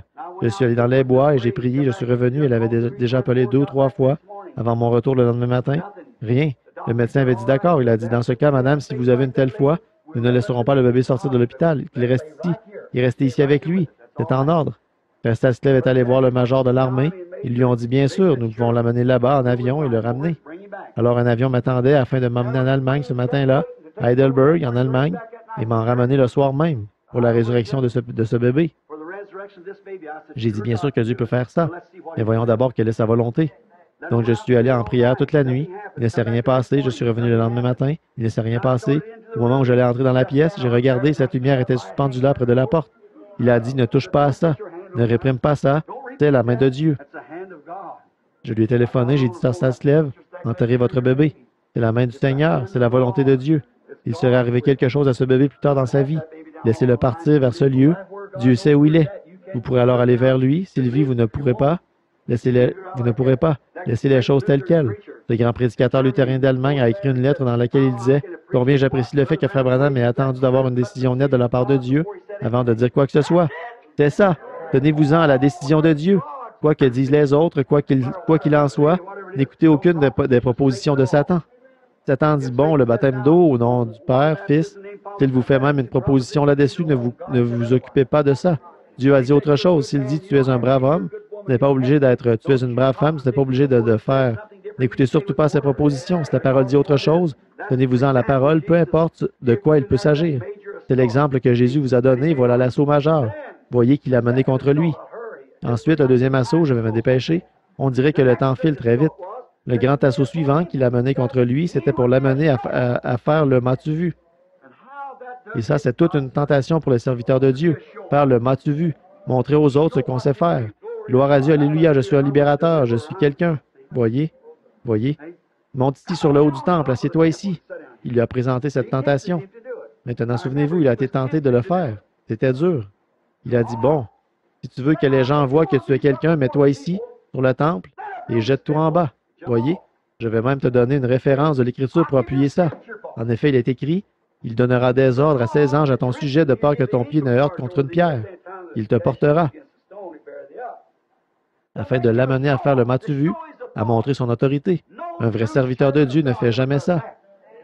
Quand vous voyez un homme qui cherche à se mettre en avant, qui bombe le torse et tout, souvenez-vous bien de ceci, il y a là quelque chose qui cloche. Non, Dieu ne veut pas ça. Jésus a donné l'exemple, il aurait pu faire ça. Bien sûr qu'il aurait pu le faire, mais il ne l'a pas fait. Aucun serviteur de Dieu ne cherche à se faire valoir, à se montrer, à utiliser la puissance de Dieu pour montrer qu'il est supérieur à quelqu'un d'autre. Vous vous rappelez que Moïse avait fait ça? Vous vous rappelez? Dieu lui avait donné le pouvoir de faire tout ce qu'il voulait. Il avait fait de lui un prophète. Il s'est approché de ce rocher et il a frappé le rocher une deuxième fois. Ça, c'était contraire à la volonté de Dieu. Dieu avait dit, parle à ce rocher. Ne le frappe pas de nouveau. Tu irais à l'encontre de tous les du type présenté ici. Le rocher ne sera frappé qu'une seule fois. Mais voilà, quand il a fait ça, il a déclaré qu'il y avait de la faiblesse dans la parole, que la parole ne suffisait pas. Ah oui, c'est de la parole qu'il était question. Le rocher, c'était la parole, voyez. Et la première fois, il avait frappé le rocher, les eaux en étaient sorties. Et le peuple a de nouveau souffert de la soif. Il a dit, maintenant retourne là-bas et parle au rocher.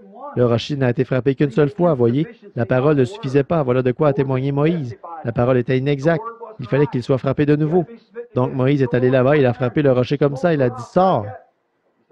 L'eau n'est pas sortie, alors il l'a frappé de nouveau et il a dit, sors, je t'ordonne de sortir. Et l'eau est sortie. Dieu a dit, monte ici, viens ici. C'est toi-même que tu as glorifié, tu as utilisé ma puissance. Au lieu de me sanctifier, c'est toi-même que tu as sanctifié. Tu n'entreras pas dans le pays. Regarde, vois comment c'est là-bas. Mais tu vas partir ici même. Oh là là, il n'y a jamais eu un homme comme Moïse, vous savez. Non, non. Quand il a essayé d'amener Jésus à se donner en spectacle, il a dit, viens ici sur le haut du temple et jette-toi en bas. Il a dit, il est écrit, Amen, ne tente point le Seigneur ton Dieu. Voyez, il a contre-attaqué par la parole et ça à chaque assaut majeur. Un vrai serviteur ne cherche jamais à se mettre en avant en se servant de la puissance de Dieu. S'il le fait, il est tout de suite perdant. Le troisième grand assaut, Satan a proposé de lui céder ce royaume-ci. En effet, Satan a dit, tu vois ces royaumes de la terre, ils m'appartiennent. J'en fais ce que je veux. Je te les céderai. Mais souvenez-vous, il essayait de l'inciter à céder à cela sans la croix. S'il l'avait fait, nous serions perdus.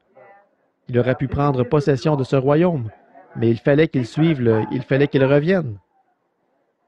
Cependant, il a été tenté de le faire. La mort est quelque chose de difficile. Il a été tenté d'user de sa liberté d'être roi de la terre sans la croix. Mais s'il avait fait cela, ses sujets seraient morts.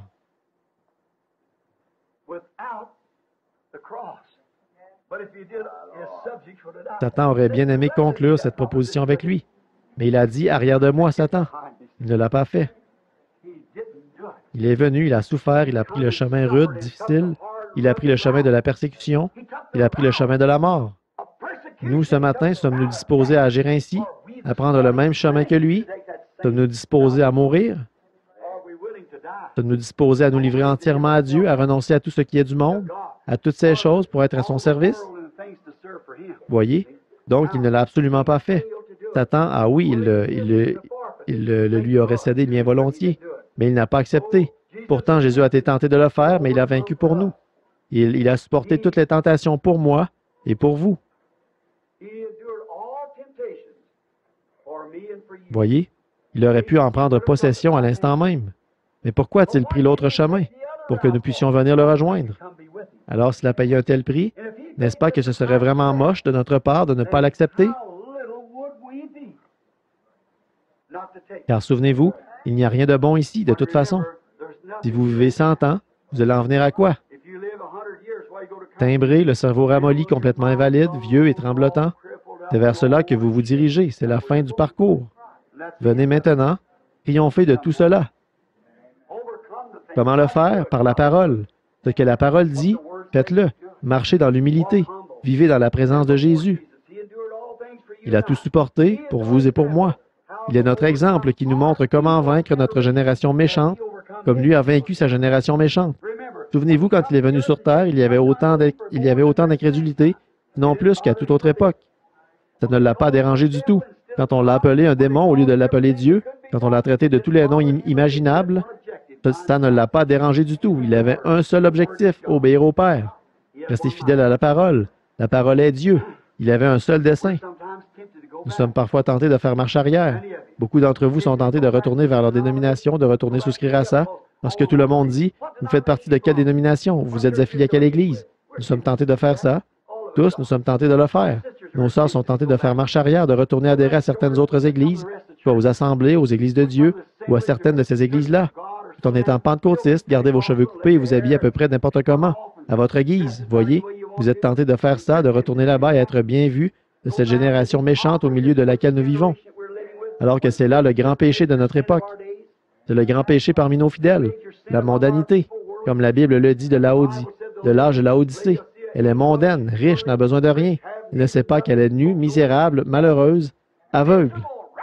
Voilà le péché de notre époque. Quand vous entendez la parole de Dieu dénoncer ces choses et que vous acceptez de prendre cet autre chemin, vous êtes mal vu de ce monde. Vous êtes tenté de faire marche arrière. Je sais, vous me le dites sans arrêt. Je sais que vous dites tout le temps. Je sais que vous en avez assez de m'entendre revenir sur ces choses. Moi aussi, j'en ai assez de vous voir faire ces choses, c'est vrai. Ce péché que je cherche à vous signaler. Vous dites pourquoi est-ce que vous revenez sans cesse là-dessus? Eh bien alors, arrêtez ça. Je cherche à vous sauver la vie. Par la parole. Moi aussi, j'en ai assez. Marchez droit, c'est tout. C'est un péché, il ne faut pas faire ça. Oui, monsieur.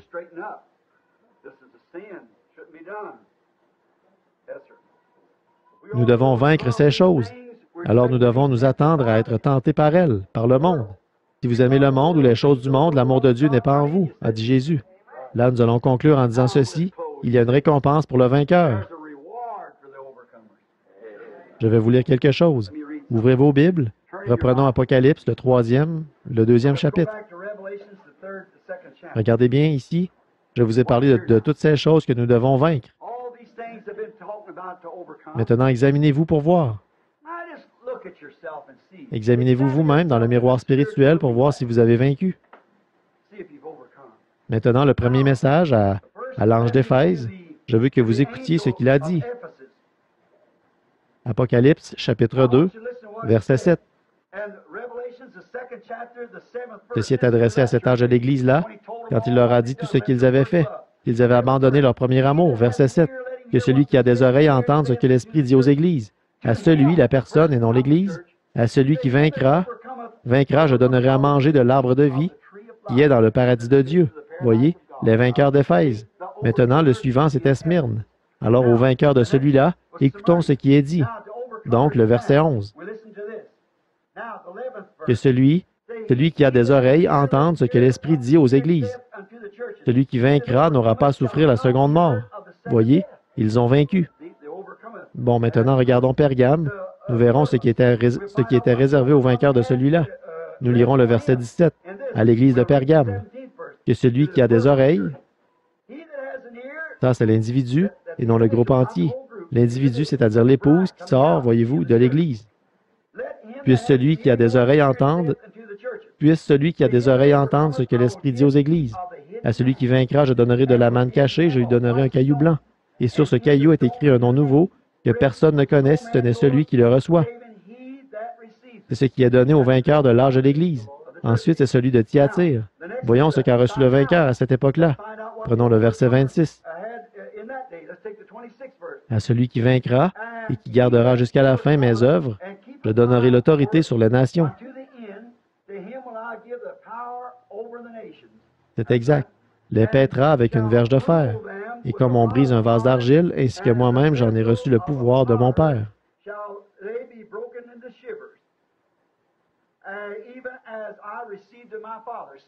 Voyez, avec lui dans son trône, Christ doit paître les nations avec une verge de fer. Et voici l'Église qui a vaincu. Elle est assise là avec lui pour briser les nations avec une verge de fer.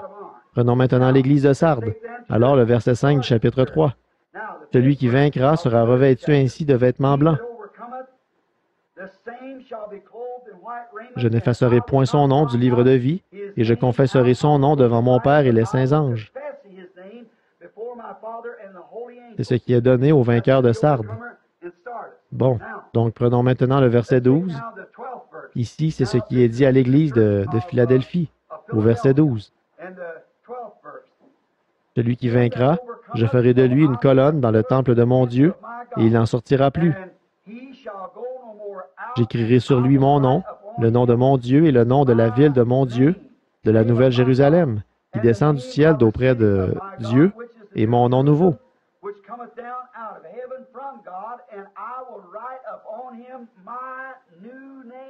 Remarquez ce qui est promis au vainqueur, voyez? Donc maintenant, la Odyssée, qui est le dernier âge de l'Église, il y aura des vainqueurs dans celui-là. Regardez bien. Souvenez-vous, l'âge qui précède chaque âge de l'Église hérite de tout ce qui a été offert aux autres. Regardez bien, ici. Maintenant, ceci, c'est après qu'ils ont reçu tous ces pouvoirs, ces noms nouveaux, toutes ces choses écrites qu'il a promises et qu'ils ont mangé la manne cachée et tout et tout. Regardez bien ce dernier âge de l'Église, Apocalypse 3, 21. Celui qui vaincra, je le ferai asseoir avec moi dans mon trône. Amen. Comme moi je vins et me suis assis avec mon Père dans son trône. Que celui qui a des oreilles entende ce que l'Esprit dit aux Églises. Il y a une récompense pour les vainqueurs. Continue à te frayer un chemin, petit lys. Si tout cela est en toi, écarte la boue et tout le reste et fraie-toi un chemin vers le haut. Oui, monsieur, le ferai asseoir avec moi sur mon trône. Vous savez, à un certain moment, la mère de Jacques et de Jean, nous n'aurons pas le temps de le lire. La mère de Jacques et de Jean s'est approchée et a réclamé cette place. Vous savez cela? Vous vous rappelez? Seigneur, ordonne que mon fils soit assis d'un côté et mon autre fils de l'autre côté.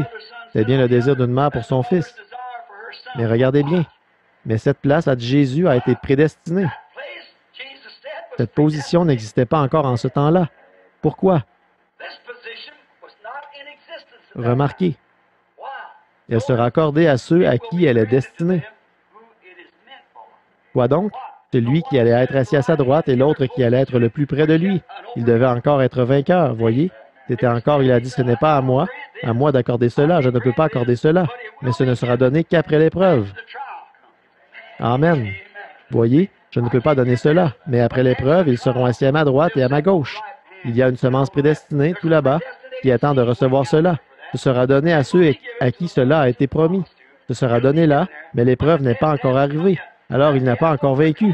Voyez, la personne qui allait occuper cette place à côté de lui et l'autre personne qui allait l'occuper de l'autre côté près de lui dans le royaume, cette place n'avait pas encore été donnée. Voyez, il n'y avait pas encore eu de victoire. L'épreuve n'était pas encore venue. Elle viendra plus tard.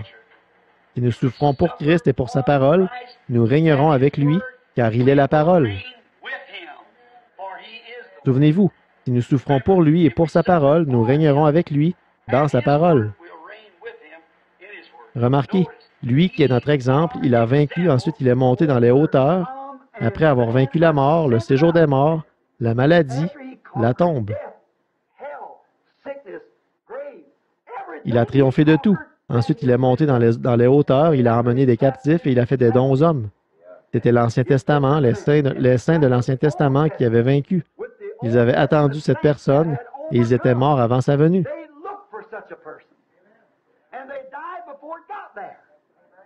Mais quand cette personne est venue, ceux qui s'étaient endormis n'ont pas été devancés. Amen. On ne peut pas perdre en aucun cas. Qu'on vive ou qu'on meure, qu'est-ce que ça change? On ne sera pas devancé. Voyez, ils attendaient cela. Même Job, à son époque, il attendait cela. Il a dit, je sais que mon Rédempteur est vivant et que dans les derniers jours, il se tiendra sur la terre. C'était un homme juste, un homme parfait. Il offrait des sacrifices, il faisait tout ce que Dieu lui disait de faire. Il le faisait avec vénération et respect. Il était prophète. Et là, Satan est venu le tenter, tout comme il vient vous tenter. Qu'est-ce qu'il a fait? Il est demeuré ferme. Sa propre femme est venue lui dire, pourquoi ne pas maudire Dieu et mourir? Tu as l'air si malheureux, assis là. Il a dit, tu parles comme une femme insensée. Attention, il n'a pas dit qu'elle était insensée, mais qu'elle parlait comme une insensée. Voyez, il a dit, tu parles comme une femme insensée. Il a dit, l'Éternel a donné et l'Éternel a ôté, que le nom de l'Éternel soit béni. Il a vaincu. Devant les commentaires de ses voisins, il a vaincu. Devant les commentaires de tous les membres de son Église, de Bildad et tous les autres, il a vaincu. Devant l'évêque et ses commentaires, il a vaincu. Devant le cardinal et ses commentaires, il a vaincu. Devant les dénominations et leurs commentaires, il a vaincu. Et il s'en est tenu strictement à la justification de la parole. Amen. Bien que cela lui ait coûté tout ce qu'il avait, jusqu'à ses enfants, assis là à gratter ses ulcères avec un tesson, mais il a vaincu malgré tout. Et quand la grandeur de sa tentation est arrivée, est enfin arrivée à son terme, alors les nuages se sont retirés. Il avait considéré tout ce qui était rationnel. Il a dit, un arbre a de l'espérance, s'il meurt, il revit. Et une semence qui tombe en terre, qui pourrit et se décompose, elle revit. Mais un homme qui se couche et expire, il gît là. Ses enfants viennent, ses fils, pour l'honorer et le pleurer, il l'ignore, il ne se relève plus. Oh, le voilà. Qu'est-ce qui ne va pas? Je suis, moi aussi, une semence. Je suis quelque chose, une semence, et je descendrai en terre. Je ne pourrai plus me relever. Je resterai là. Oh, cache-moi dans le séjour des morts, garde-moi dans le lieu secret, jusqu'à ce que ta colère soit passée. Fixe-moi un terme et juge-moi. Comme les rochers disparaissent, l'eau use la pierre. Oh, et il a continué comme ça, à dire toutes ces choses. Il pouvait voir tous ces exemples, ce qui arrivait là. Oh, il ne comprenait vraiment pas. Sir Rogers, vous vous rappelez, j'ai prêché là-dessus aux funérailles de Bosty. Voyez, il disait que la pierre serait usée ainsi et toutes ces choses. Oh, mais toi, cache-moi dans le séjour des morts et garde-moi dans le lieu secret. Il a continué à se frayer un chemin. Il a dit, j'aimerais savoir où trouver un homme qui puisse poser ses mains sur moi, un homme pécheur et sur un Dieu saint, et lui parler en ma faveur. Oh là là, il est là. Je sais qu'il est là. Il y a là quelqu'un qui peut faire cela. Il y a quelqu'un quelque part. Où puis-je trouver cette personne?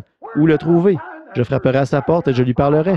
Si seulement quelqu'un pouvait poser sa main sur moi et sur Dieu et établir un pont entre lui et moi, parler en ma faveur. Si seulement je pouvais trouver cette personne. Oh, où est-il? Il a cherché dans son église, il a cherché dans son organisation. Il n'a pas pu trouver cette personne. Et tout à coup, les nuages se sont retirés et il a vu venir cette personne. Oh, son pauvre cœur s'est mis à palpiter de joie.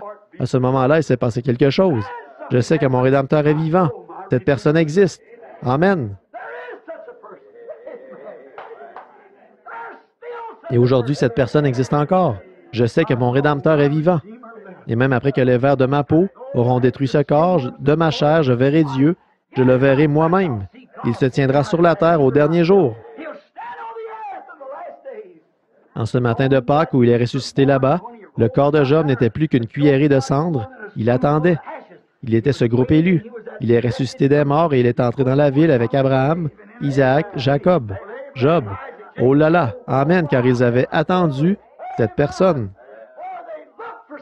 Et à ceux qui attendent Christ, une seconde fois, qui peuvent vaincre les choses de ce monde par sa grâce, entrer en lui et fermer les yeux à tout, sauf à lui et à sa parole, il apparaîtra une seconde fois dans la gloire. Car la trompette de Dieu sonnera, les morts en Christ ressusciteront, les vivants qui seront restés seront changés, en un instant, en un clin d'œil, et seront tous ensemble enlevés à sa rencontre dans les airs. Que je sois une cuillerée de cendre ou que je sois vivant lorsqu'il viendra, pour moi, ça n'a aucune importance. Amen, ça n'a pas d'importance, parce que j'ai saisi la vision, le voile s'est retiré et je le vois, lui, quelqu'un qui peut se tenir là, poser sa main sur moi, un homme pécheur, et sur un Dieu saint, et il est la victime propitiatoire pour moi. Il est la parole pour laquelle j'ai pris position. Au commencement était la parole, cette parole c'est lui, et il me représente là-bas. Amen, c'est ce que j'écrirai jusqu'à mon dernier souffle. Il est ma résurrection et ma vie, et tout le reste n'est que sable mouvant. Tout le reste n'est que sable mouvant.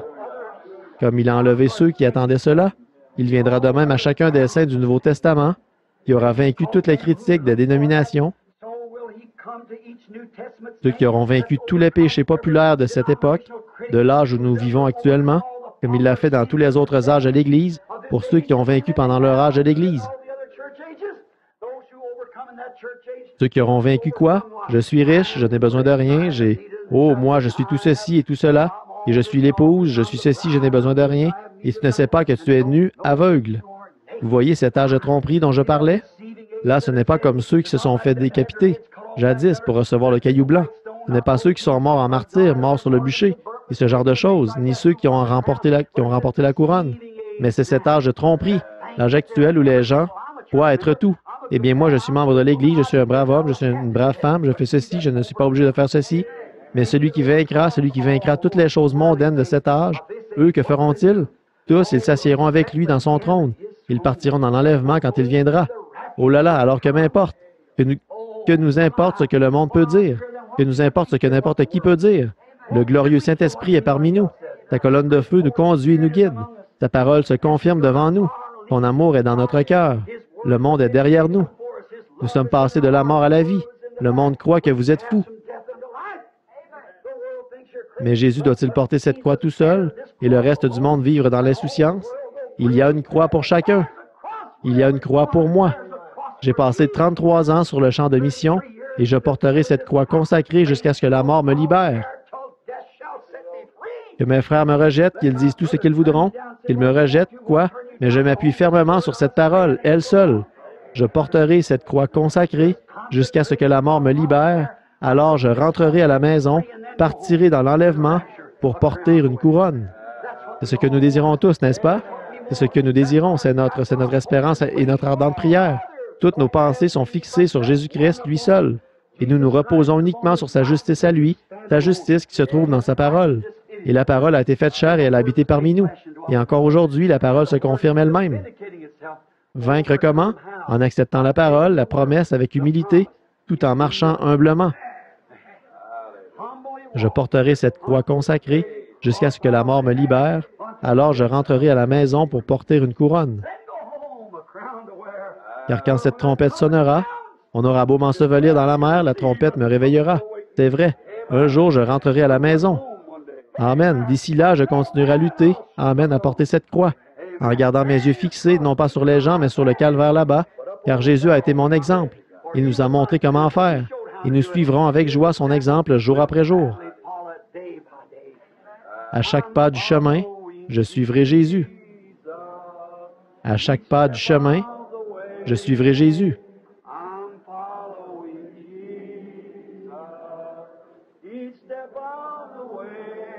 Vous aimez ça, n'est-ce pas? Oh, je médite cette pensée. Le suivre jour après jour, à chaque pas du chemin. Prions. Seigneur Jésus, je me suis tenu ici 1 h et 15 minutes à essayer, au moyen de ta parole, d'expliquer aux gens comment vaincre. Tu nous as dit comment faire.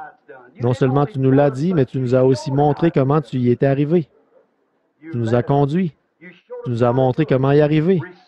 Recevoir la parole au-dedans de nous et veiller à nous en tenir à cette parole. Il est écrit devant chaque tentation, mais tout en étant humble, en marchant humblement. C'est ainsi que nous aurons vaincu par toi, par ta puissance qui a déjà vaincu notre ennemi. Et tout ce que nous avons à faire, c'est de marcher humblement en ayant la foi pour croire cela et en portant l'insigne qui nous identifie, le Saint-Esprit, alors Satan doit se retirer. Il y a des mouchoirs posés ici. Ils représentent des malades. Ces gens ont des besoins, Seigneur. Ils lisent dans cette parole infaillible qu'on prenait des linges et des mouchoirs qui avaient touché le corps de Saint Paul. On les appliquait sur les malades, les esprits malins sortaient et de grands miracles se produisaient. Et maintenant, tu es le même Seigneur Jésus aujourd'hui. Paul a prêché cette parole et il a écrit cette parole même à laquelle nous essayons de nous conformer. En effet, il s'est servi de l'Ancien Testament comme modèle et il a montré que c'était un type, que tout l'Ancien Testament était un type parfait du Nouveau Testament. Ô Dieu, fais que nous suivions cet exemple. Nous voyons notre Seigneur, ce que lui, il a fait. Et nous constatons que ces saints de l'Ancien Testament, nous l'avons vu ce matin, ils sont bel et bien partis. Quand Jésus est ressuscité, ils sont partis avec lui. Et Seigneur, nous croyons que nous aussi, nous partirons quand il sonnera de la trompette. Nous le croyons. Nous croyons que l'épouse partira en ce jour-là, qu'elle se joindra au groupe d'Hébreux qui font partie de l'épouse et que, pour nous tous, il y aura un souper des noces dans la gloire. Eux, là-bas, ils attendent. Nous prions maintenant que ta miséricorde et ta grâce reposent sur nous, des vainqueurs, Seigneur. Nous désirons ardemment être des vainqueurs. Sois vainqueur de nous. Seigneur Jésus, tu as vaincu le monde. Je te prie maintenant de donner à chaque personne présente ce matin de rejeter tout péché, de rejeter le fardeau qui nous enveloppe si facilement, afin que nous courions avec patience la course qui est devant nous. Notre Père céleste, c'est ce que Paul a dit là, dans l'Épître aux Hébreux, que nous devons rejeter tout fardeau.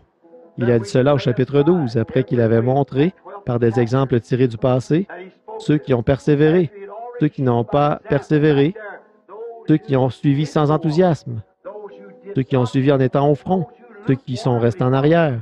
Tout cela, il en a montré les exemples. Et voilà qu'il dit ensuite, rejetons tout fardeau, toutes les petites choses insignifiantes qui nous assaillent, afin que nous courions avec patience la course qui est devant nous.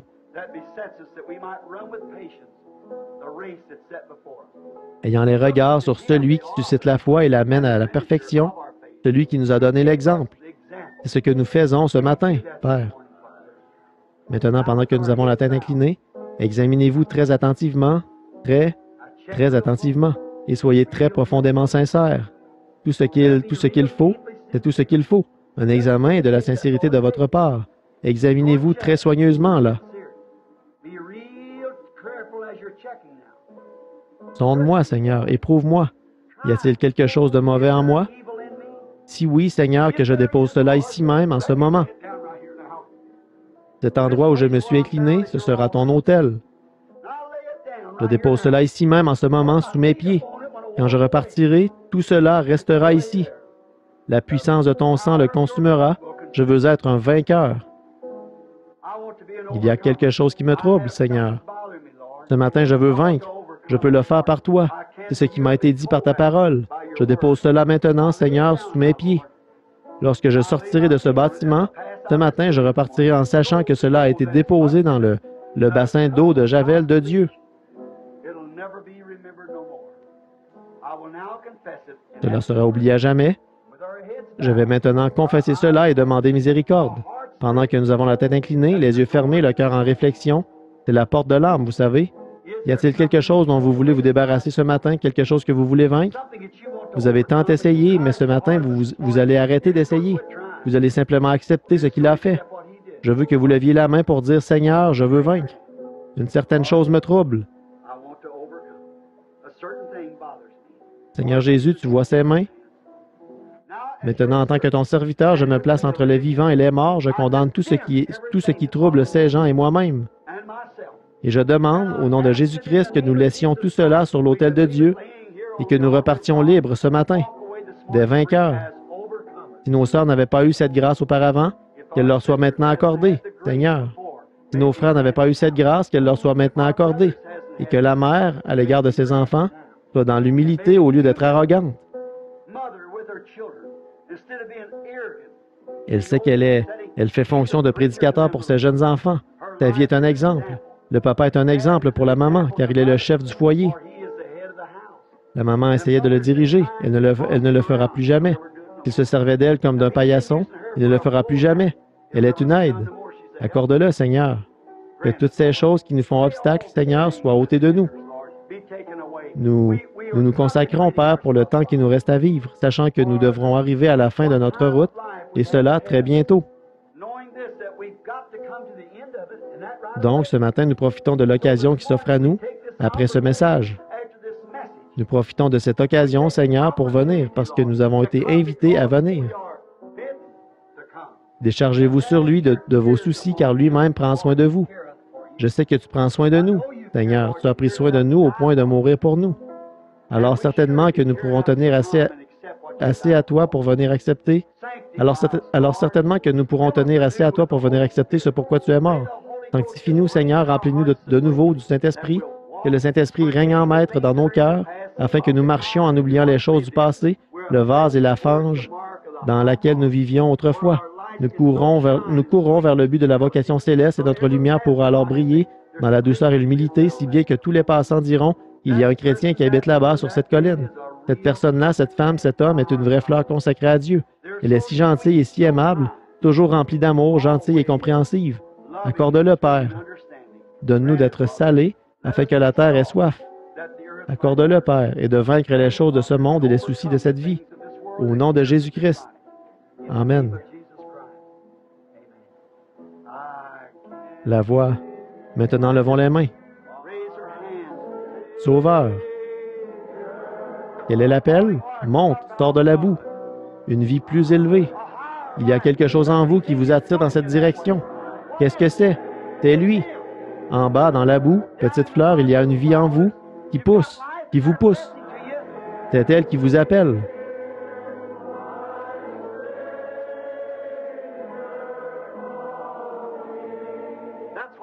Monte, sors de la boue. Suivrez. Suivrez. Maintenant, est-ce vraiment sincère? Fermez les yeux. Où il me conduira, j'irai. Maintenant, abandonnez-vous. Que ce soit vraiment sincère, là. Où il me conduira, j'irai.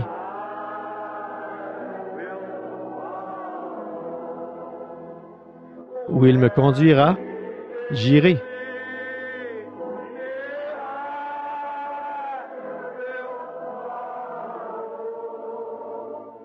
Je le suivrai jusqu'au bout.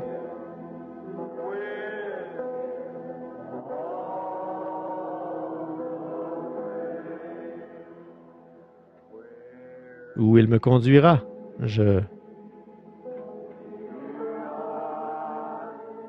Tout doucement, maintenant, souvenez-vous, déposez là ce que vous êtes. Il me conduira. Je vais déposer cela ici, Seigneur. À partir de maintenant, je vais te suivre. J'accepte cela. Je crois cela. Où il me conduira.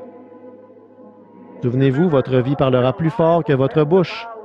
La vie que vous menez prouvera plus de choses aux gens que les paroles que vous leur direz. Le suivrez jusque où? Jusqu'au bout.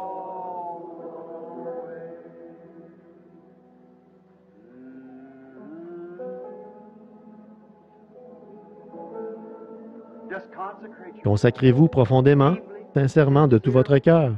Et si c'était la dernière fois qu'il vous soit permis de prier, ça l'est peut-être. J'espère que ça ne l'est pas. Il est possible que ça le soit. Alors soyez sûr, là, très sûr, très sûr. Souvenez-vous, la porte se fermera un jour et tout sera terminé. Demandez et vous recevrez.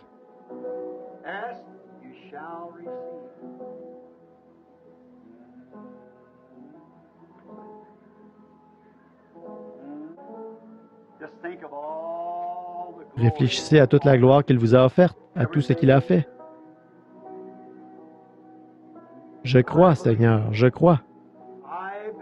Je crois que tu es celui qui a vaincu pour moi. Je marche avec toi, Seigneur, tout simplement.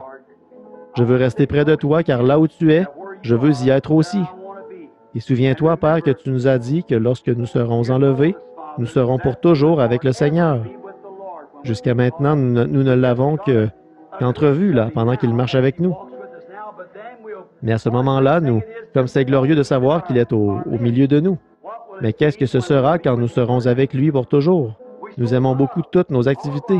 Nous pouvons faire de l'équitation, nous pouvons faire du shopping, nous pouvons aller à la chasse, à la pêche ou quelles que soient les occupations qui nous procurent du plaisir. Mais oh, dès que l'Église ouvre ses portes, nous désirons rencontrer notre Seigneur. De toutes les choses, celle-là est la plus glorieuse. Et pensez-y, c'est ce qu'il nous a promis. Et nous serons pour toujours avec le Seigneur. Nous serons assis avec lui dans son trône, et nous serons avec lui pour toujours.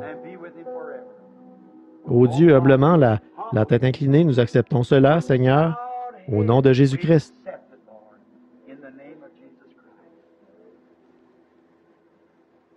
Avez-vous l'impression que vous pourrez maintenant abandonner tout, tous les fardeaux?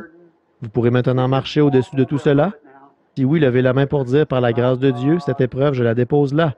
Je ne la combattrai plus.